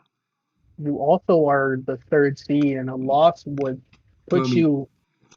I wouldn't say put you in danger, but it yeah, would it's definitely. dangerous because if Adam beats Noah Troyer and Jacob wins, then we're all around the same spot again. So Yeah, I was about to say that's close to a 3-way tie. I if need that's, to I what need to win happens. this, and I have faith in myself to win. I'm gonna pick myself, but I'm not gonna do the shenanigan of Cherim because I don't have Cherim anymore. I'm not gonna let that happen again. So I have an idea for what I need to do against Jacob to win. Okay. Or Wait, that's this week or these are this week's battle? That's this. Yeah, these are this week's battles. I played Justin. Oh man, okay. You picked Justin for your matchup with you? Oh no, I didn't pick him. I said, oh, I played Justin. I Yeah. didn't know. I played him like week 10. I had No. an extra week. so no, we're doing So week 9. Week 9, Jacob versus Dom. Let me think. No offense to Jacob. I do think that he has a great team on paper. Um, but I don't know. Dom's kind of out for blood. I don't know if Jacob has what it takes to beat Dom this time around. Unless he kind of plays out of his element, and I'm not gonna say how Jacob plays, but we all kind of know how he plays. So he might have to play out of his element a little bit in order to beat Dom. I don't know if he'll do that. So for that case, I'm gonna go with Dom. Yeah, it is possible that Jacob might have to do something other than click a super effective move to win. It's possible. Hey, I don't know, man. Consider it. That's all I gotta say. Who are you picking? I know the text says super effective now on the move, and it tells you what mon it's super effective on. But that might Who not are you always be the picking? Are right you one. choosing me or Jacob? Oh, wait, I gotta actually make a pick. One sec. I know, man, it's tough. All right, looking at it again, I mean, you're not forcing Cherim. I do have you. I don't think you're going to come out flat. Last game, for whatever reason, you were rushing. You were like, I'm going to do this before I go play golf. I was flat. You're like, give me my too. win. Got bodied. So I'm going to give it to you because I think you'll have a different mindset. I think you'll come out sharp. Yes. Dude, Fuku just mentioned his wife in chat. I forgot he's married. That boy is married? Yes. Man, he got his PS5 on lock. Respect. All right, next we have Justin versus Noah Baker. Oh, that's going to be tough. Out of confidence, I ain't never gonna vote against me. Right. So, nothing. I mean, I don't want to leak like game plans and stuff. No. I do think it's a little bit compared because we battled very early in the season. And his Rillaboom very much scared me because it kind of we saw how Rillaboom treated Lapras when I played Noah Trader. So that's gone. I am a little bit more comfortable that it's gone, but I do think he still has a really threatening team. Not going to say much after that. I'm not going to vote against me. It's dang. I'm looking at this matchup and right, like Justin. We were just talking. We were talking about Justin's teams earlier. We were talking about how many different like options it has, but the options are pretty telegraphed in team preview. I feel like Mm-hmm. Yeah. I'm looking at the options that we know he has versus what we know Noah runs. And it's tough. I would probably give the edge to Noah because I think Noah's signature combo is pretty tough for Justin to deal with. But I think this matchup is actually very 50-50. I'm going to give the edge to Justin, actually. Oh, So I'm going to vote Justin. they're preying on my downfall. Not praying. Well, this battle will use the Week 9 rosters, so I'm looking at the Week 9 rosters, and I think I think that it's so close because I'm like, oh, Amoonguss could be an X Factor, but then you're like, oh crap, Justin has Psychic Spam, and then you look at he has Water, he has Swift Swim, but then you have a Lapras, so it's like both of those counter each other. So it really just depends on like game prep and planning and like predicting who brings what. I think there's two different X factors in this match, one on each team. I think the X factor for Justin's team, I think it's probably going to be Snorlax. Just how he plays Snorlax. I know you have. Hey, that's what I was. I know you have Marowak and Urshifu, and Durant, but I think that Snorlax could come out. And, I think he has a different X factor. Yeah. Personally. But I think your X factor doesn't even mean you'll bring it. Is Durant? Durant? Yeah. Okay. I'm actually down. We had a really similar thought process. Because like it resists water, it resists normal. Wait, production. Can I get a fact check on that? Steel resists water? Yeah. Sure. It's water bug, so it's steel bug. Sorry. I personally, I don't want to speak much, but I think his X factor. I would just like to point out that steel does not in fact resist water. You're right. Thank you, production. Sorry. It used to. I think it used to, but I don't even know. I think a big what if here is Terrakion Weavile. Beat up is just something you can't ignore.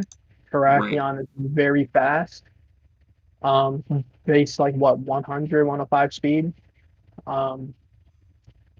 You get a beat up off on that, it's doing a lot of damage. And I think if there's any way to Oko Lapras, it's that strategy. That's not the only way you have to play around Lapras because it's tough. But like, beat up Max Knuckle or Max Rockfall might just do it. So it's like I think it's one of those situations where you both have answers for each other. So it's going to be really close. I think these teams are really well matched. So Dom, what you saying? What's the vote? Oh right. Give me Noah.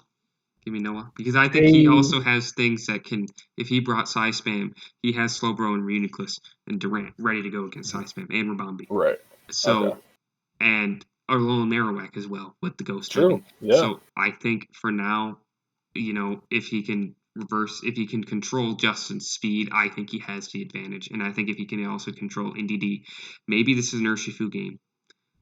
So we'll see. That's my pick for now. Ooh, okay. Now we have the game of the week in the sword division. Right, the fight for dominance. Fuku versus top of Benny. the sword division. This is close. I got Benny. You got who? I'm giving it to I got Benny, and the reason is it's almost specifically based around type matchups. Yeah. Benny's got like powerful hard hitters for Togekiss, Duraludon. Most of Fuku's threats, I think Benny has good answers for. Reliable answers is what I'd say. I 100% agree. And I just, Fuku, I would say the core, like his main hitters, his hitters.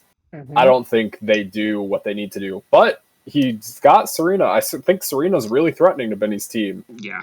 Major problem. But I don't know. It's hard. You have to navigate around Rotom Heat. You got to navigate around Drifblim, his flying type. Dragalge, who has been catching bodies, dominates that thing. So I just think he's got a lot of ways to cover. You got to navigate around his LeBron James. I mean, Driller is well known. Like Driller, he's always been a check to Togekiss. Number one. Yeah. He's gonna have I think 99% of the time Driller has a fighting type move. And between Rotom and Driller, that covers most of his big hitters. Yeah. I think this is Benny favored. Yeah. Fuku would have to play out of his mind to find a way out of this. Which I'm sure is possible for him. They're both great battlers. It's funny. I'm not trying to just be contrarian to be contrarian, but I'm going to pick Fuku. And you are. I'm playing. I said in chat, because I remember I talked about the game of the week, and I think Benny just randomly talks shit. And I'm like, all right, I'm going to bet against Fuku. That's one of the reasons. That seems so unlikely. I got to recheck, but I thought Benny said something. And I was like, okay. But I'm looking at this team, and you mentioned it, Serena, major X factor. But Diggersby, though, major X factor in this game, because it can't hit Rotom Heat, which is unfortunate. It can get Will-O-Wisp, also unfortunate. But Excadrill is still weak to ground, and it kind of it doesn't like Hippowdon's not great against it either. He has Melodic now, so that could benefit. He still has Cobalion and Persian for this matchup, which is what I would say about this matchup is it almost seems like Fuku would be forced to bring Serena just because Grass is probably the biggest answer to Benny's team, but Benny just has so many ways to counter it. So you're kind of forcing an opponent to bring something only then to have answers for it. Maybe Sanduscorch is good here.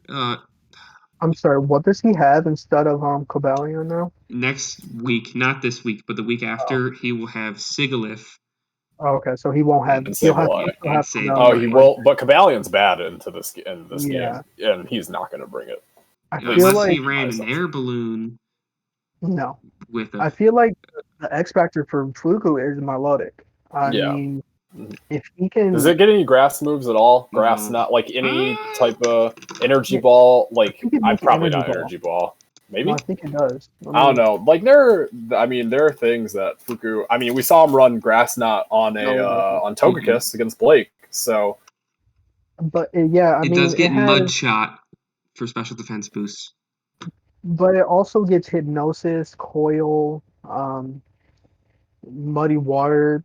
Also gets Surf for that. I hope it's streamed, Benny. Fuku will stream it. Please. Fuku will stream it. Degenerates. Yeah, Fuku. Dude, imagine them, because they didn't stream the game of the week last week. Imagine them just doing if it was like Benny and Adam, and even though they're the same division in the championship game, and they just didn't tell anyone they were battling, and we all missed the championship. That would be so sad. I can see it. I can see it. I'm gonna go with crowdfund. We need to crowdfund capture cards for everyone. Facts. All right, next. Josh versus Brandon. Ooh. Oh, Josh. Oh, you didn't even hesitate. No hesitation. I mean, bro, listen, and I mean nothing. Brandon's my homeboy, but I've seen nobody choke games as much as him. Like, he will have a clear lead for the entire game. That's true. And then between the last two turns, somehow turn a 4-1 into a loss. Like, I don't get it. But Josh, he's definitely shown that he's, like, a really good battler. I do think that his team is, no offense to Josh, I do think his team is easy to beat if you can kind of know what he's going for based on whatever he leads with. So if you just either deny Trick Room or destroy his sweeper, then you kind of win there. But I, Brandon's just he's been letting me down lately, so I don't know what to say. I don't know what to say to him. He's been letting me down. What do you got, But yeah. Pete? I am going to now. I think looking at teams, the way teams match up, I'm going to say Josh because I think Brandon and I's teams, well, maybe especially early, but I thought early, and I remember when we were talking about our matchup early. Everyone was like, I could see how this could be game of the week because the matchup of like Dragon Ball Cinderace, like the matchups were kind of similar. So I think our teams have been built similarly, at least they were, and I know what Josh, his style of team, can do to a style of team like mine. So I like in the edge of just teams, I would go with Josh. But as far as what I'm going to vote Brandon, and the reason is Josh he's lost 2 games in a row, so kind of on a cold streak. Mm-hmm. And this is nothing against Josh. I think he's a great battler, of course.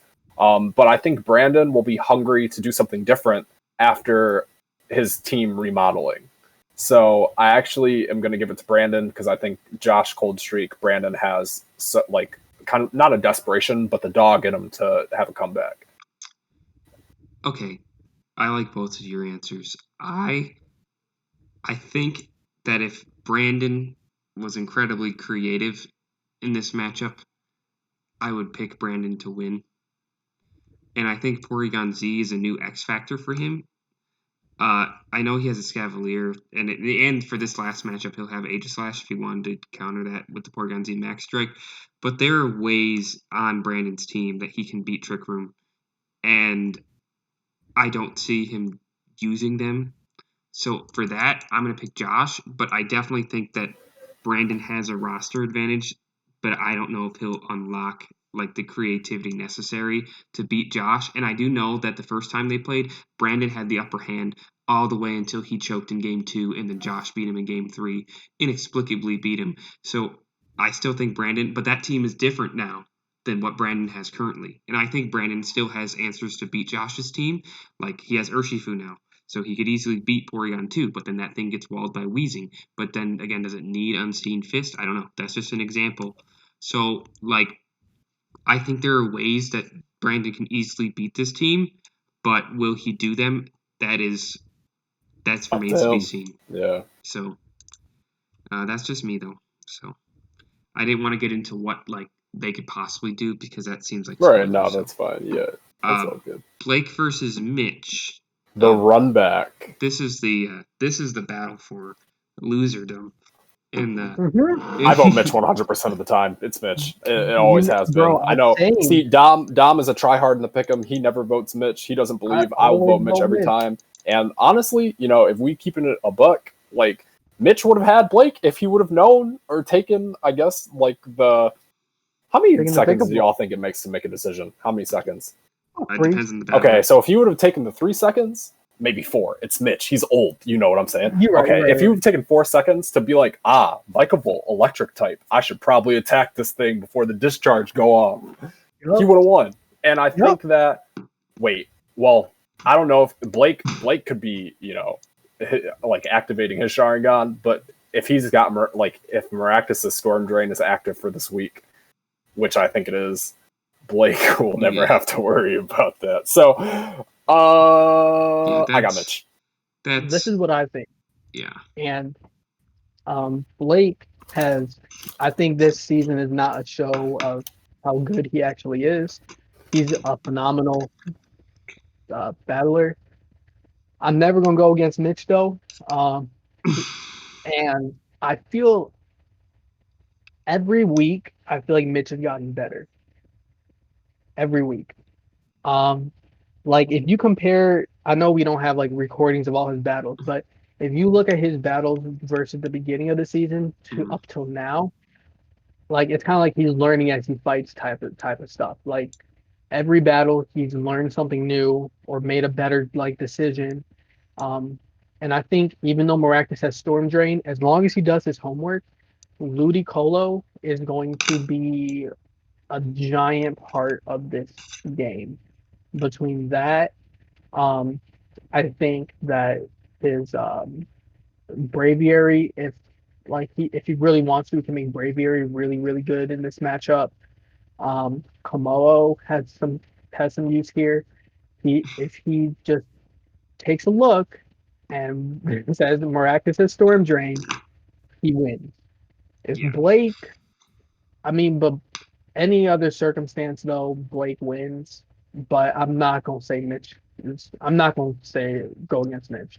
And I think playing against Blake's team is kind of like a ticking time bomb, and the point where the longer the battle goes, I think it always benefits Blake. Yeah. So I think, and that kind of goes against Mitch because I feel like the more choices Mitch has to make in game, there's more like ways for him to make error. So I definitely feel like the style of battle benefits Blake, but if Mitch gets his turns right, he's got ways to hit Blake's team hard and quickly. So, yep. Yeah. I think, like I said, I think Braviary and Ludicolo can do a lot of work this game. But every time Mitch battles, I'm holding my hands in the sky trying to send him my energy. So it's like I got Mitch 100%. I only watched the first couple turns because after a minute, I get frustrated and have to walk away. So you guys want my opinion on this? No, because you vote against Mitch every time. But go ahead. I will. If you look at week 3 when they last played, I picked Mitch to win against Blake the first time they played, and then I realized that Mitch scorned me when he lost that game.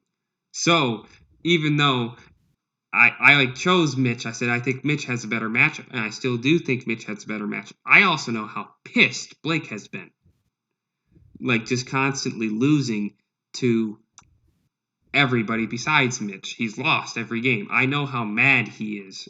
He might not show it, but he's definitely frustrated with his performance. So I honestly, because I'm not even saying, oh, I never pick against Mitch. I'm picking against Mitch because I know how frustrated Blake is.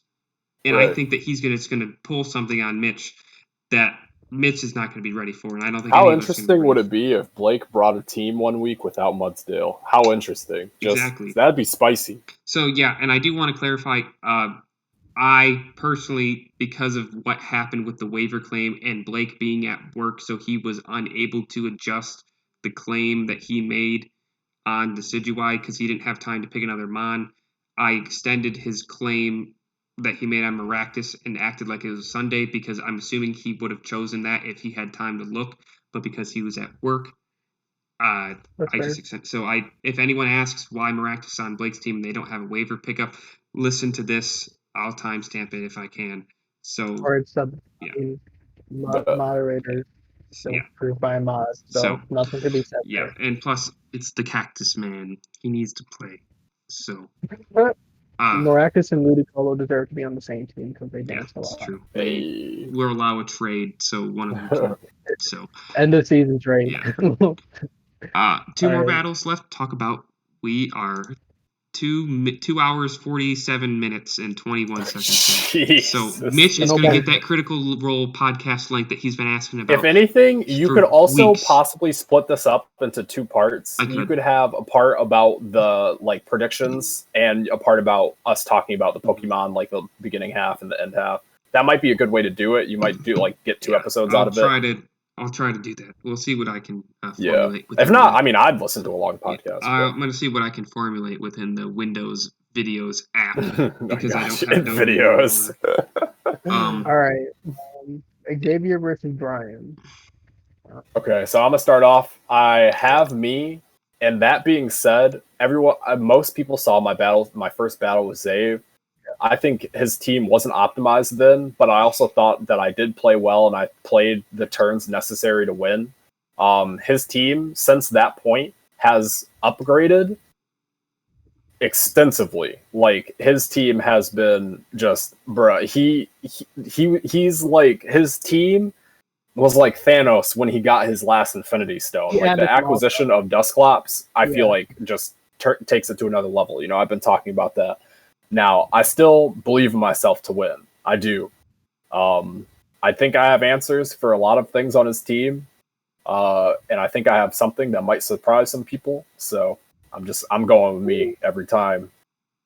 Um, I'm also going to pick Bryan. No offense to Dave.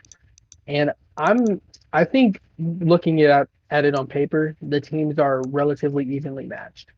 Rhyperior, and if Chirping's set up, it takes care of a lot of issues on Bryan's team.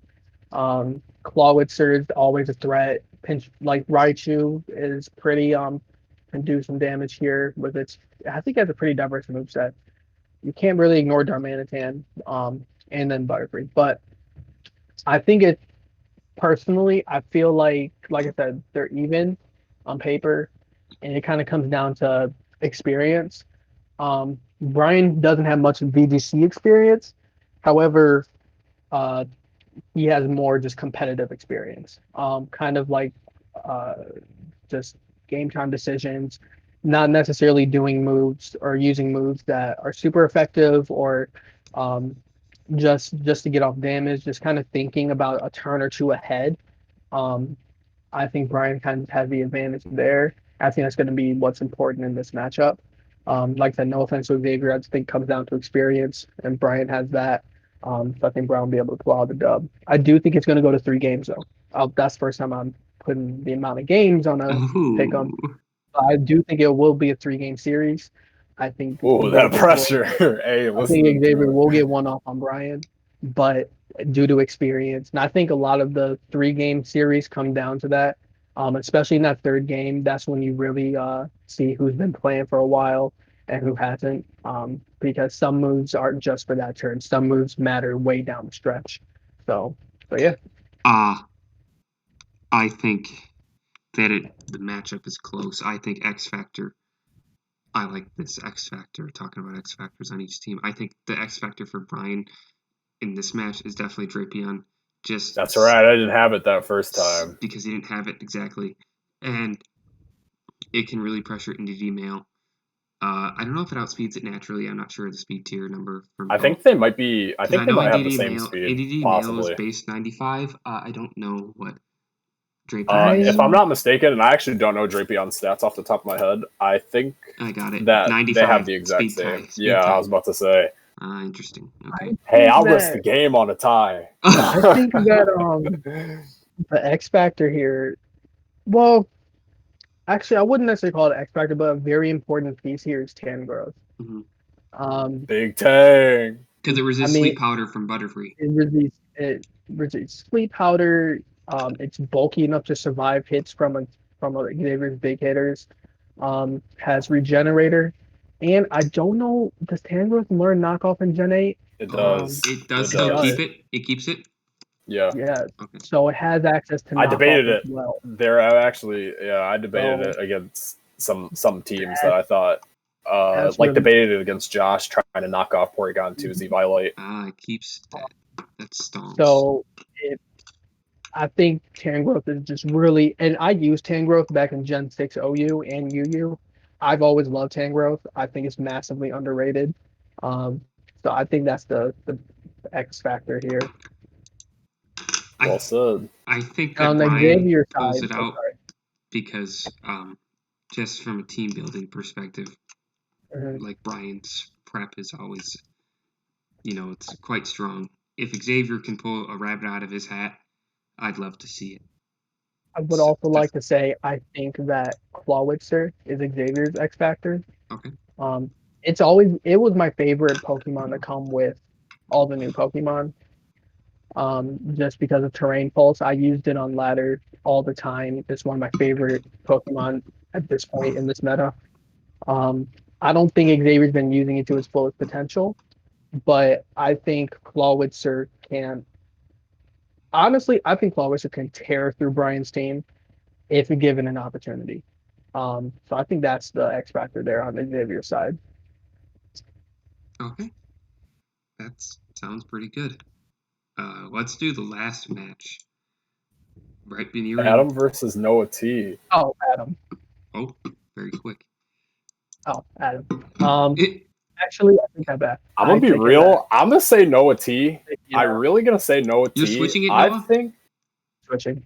I think You Noah are? T, if there was a match for him to have this team that he's Yeah. assembled, like the Avengers assemble, end of Endgame type thing, this would be the match. He's got Yeah. Incineroar versus multiple steel types. And He's got Ghost type. Rillaboom with priority versus Tyranitar, and Rillaboom might be one of the only things that can OHKO it. And I know it's like surprising, but his Rotom fan, I actually think is very effective because, a lot of people would probably expect like Rotom fan to just be, I guess, bulky. At least that's how I'd expect it. But I think that Rotom fan Will-O-Wisping, a lot of his team just does a lot. Like Rotom fan getting off Will-O-Wisps against Mimikyu, T-Tar. You could probably have an electric move against Gyarados, but like even getting off a Will-O-Wisp on Gyarados, if you like don't have any reliable ways or like don't want to target it for whatever reason, I don't know. I really think that Noah T has answers for a lot on Adam's team just based on types alone. It looks like Adam's types are kind of limited on paper, and I think Noah T's typings just go into it really well. That's kind of why I was switching because like I do think Adam is he's shown that he's really really good, but this is a matchup where he's definitely at a massive disadvantage for pretty much everything Brian said. But what he didn't say, I think Clefairy is big here too because he has a lot of steel types, but those steel types are walled by Incineroar, which like you're not. I'd be surprised if I see Ferrothorn in this game. Clefairy with Friend Guard, Follow Me, Support, Ally Switch, and Life Do. It's just really really good. It can help against a lot of his heavy hitters, and help his Pokemon as well. So like pretty much all the reasons Brian said, Noah Troyer just has the matchup advantage here. As long as he doesn't play like an idiot, and he hasn't been ever since he got this team, I give it to him. All right, Dom. I'm thinking. Hey, Noah. you sound Everything. you sound like you have an existential crisis. Me and Brian said everything. Like what else is there to think Hey, about? now I gotta start doing these first. Noah and I've been Right. giving all Yeah. analytical things. Dom's Noah. like, Noah and I usually talk before each one of his matches. He ends up FaceTiming me and asks me, man, y'all so cute, man. and I'm Right. like, bro, I don't know. Get a room. And I'm like, okay. So I know like the way he thinks, but I also know things about like the way he thinks that no one else realizes because I live with him. And I think that if he really wants to, he can win this match handily. But I also think there's a part of me that sees Adam. I think Adam's always seen Noah as a rival in a way because they like knew each other in high school. Like Adam knew like most of us in high school, but I think he knew Noah a lot in high school, like more than Going we off of expected. that, I gotta vote against Adam because he kissed my ex. Oh my So God. it's like, What? I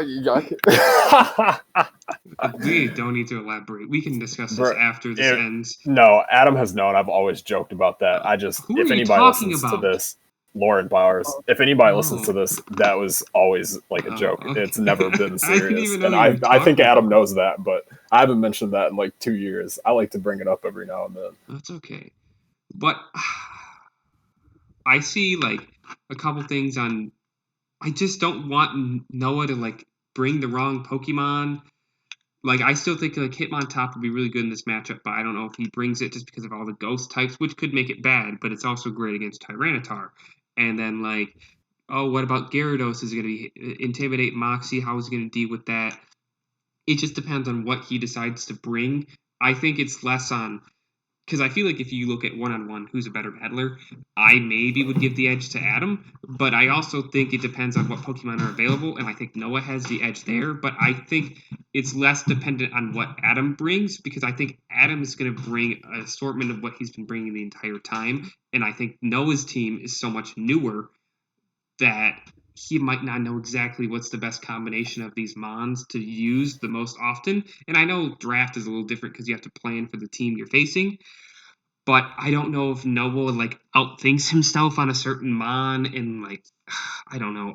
For some reason I have a feeling that Adam's gonna win this game, and I'm sorry to say that, Noah, but I have to go with Adam just because I think something's going to happen where Adam just comes out on all cylinders and Noah, not that he's going to come out flat, but just underwhelms. But I think an X factor for Noah. You said Clefairy. I'm going to go ahead and say Gardevoir can be. I think Gardevoir too. Really I nice really thought game. Gardevoir too. Yeah. Or Rotom Fan. I thought Gardevoir too. I think Gardevoir's got a really like a I'm lot just of a good little things. worried that like I don't want to talk too much about specifics, so I'll talk about it out of stream. But if Noah isn't ready for certain things that Adam's team can do, I think that Adam will have his way with Noah. So, but All right, good we're assessment. Good closing in on this at 3 hours. It's 2 hours, 2 hours, 59 minutes and 25 possibly seconds. to be split up into Possibly. 2-part episodes. Yes, or a 2-part. Depends on how I want to edit. But I want to thank you guys for recording. Noah, thanks for jumping in halfway through the analysis. Shouts out to production. Noah, you'll hear it at the beginning of the podcast, but we shouted out the book at the beginning. So facts. Hey. Everybody doesn't have a copy. All right, get a copy. So Get one for your moms. Peace out, y'all. Thanks for listening, and here's the long podcast going forward. Wait, what our title's going to be for this episode? I'm not sure. We'll figure it out. All right. Peace. All right, sounds good. Catch y'all later.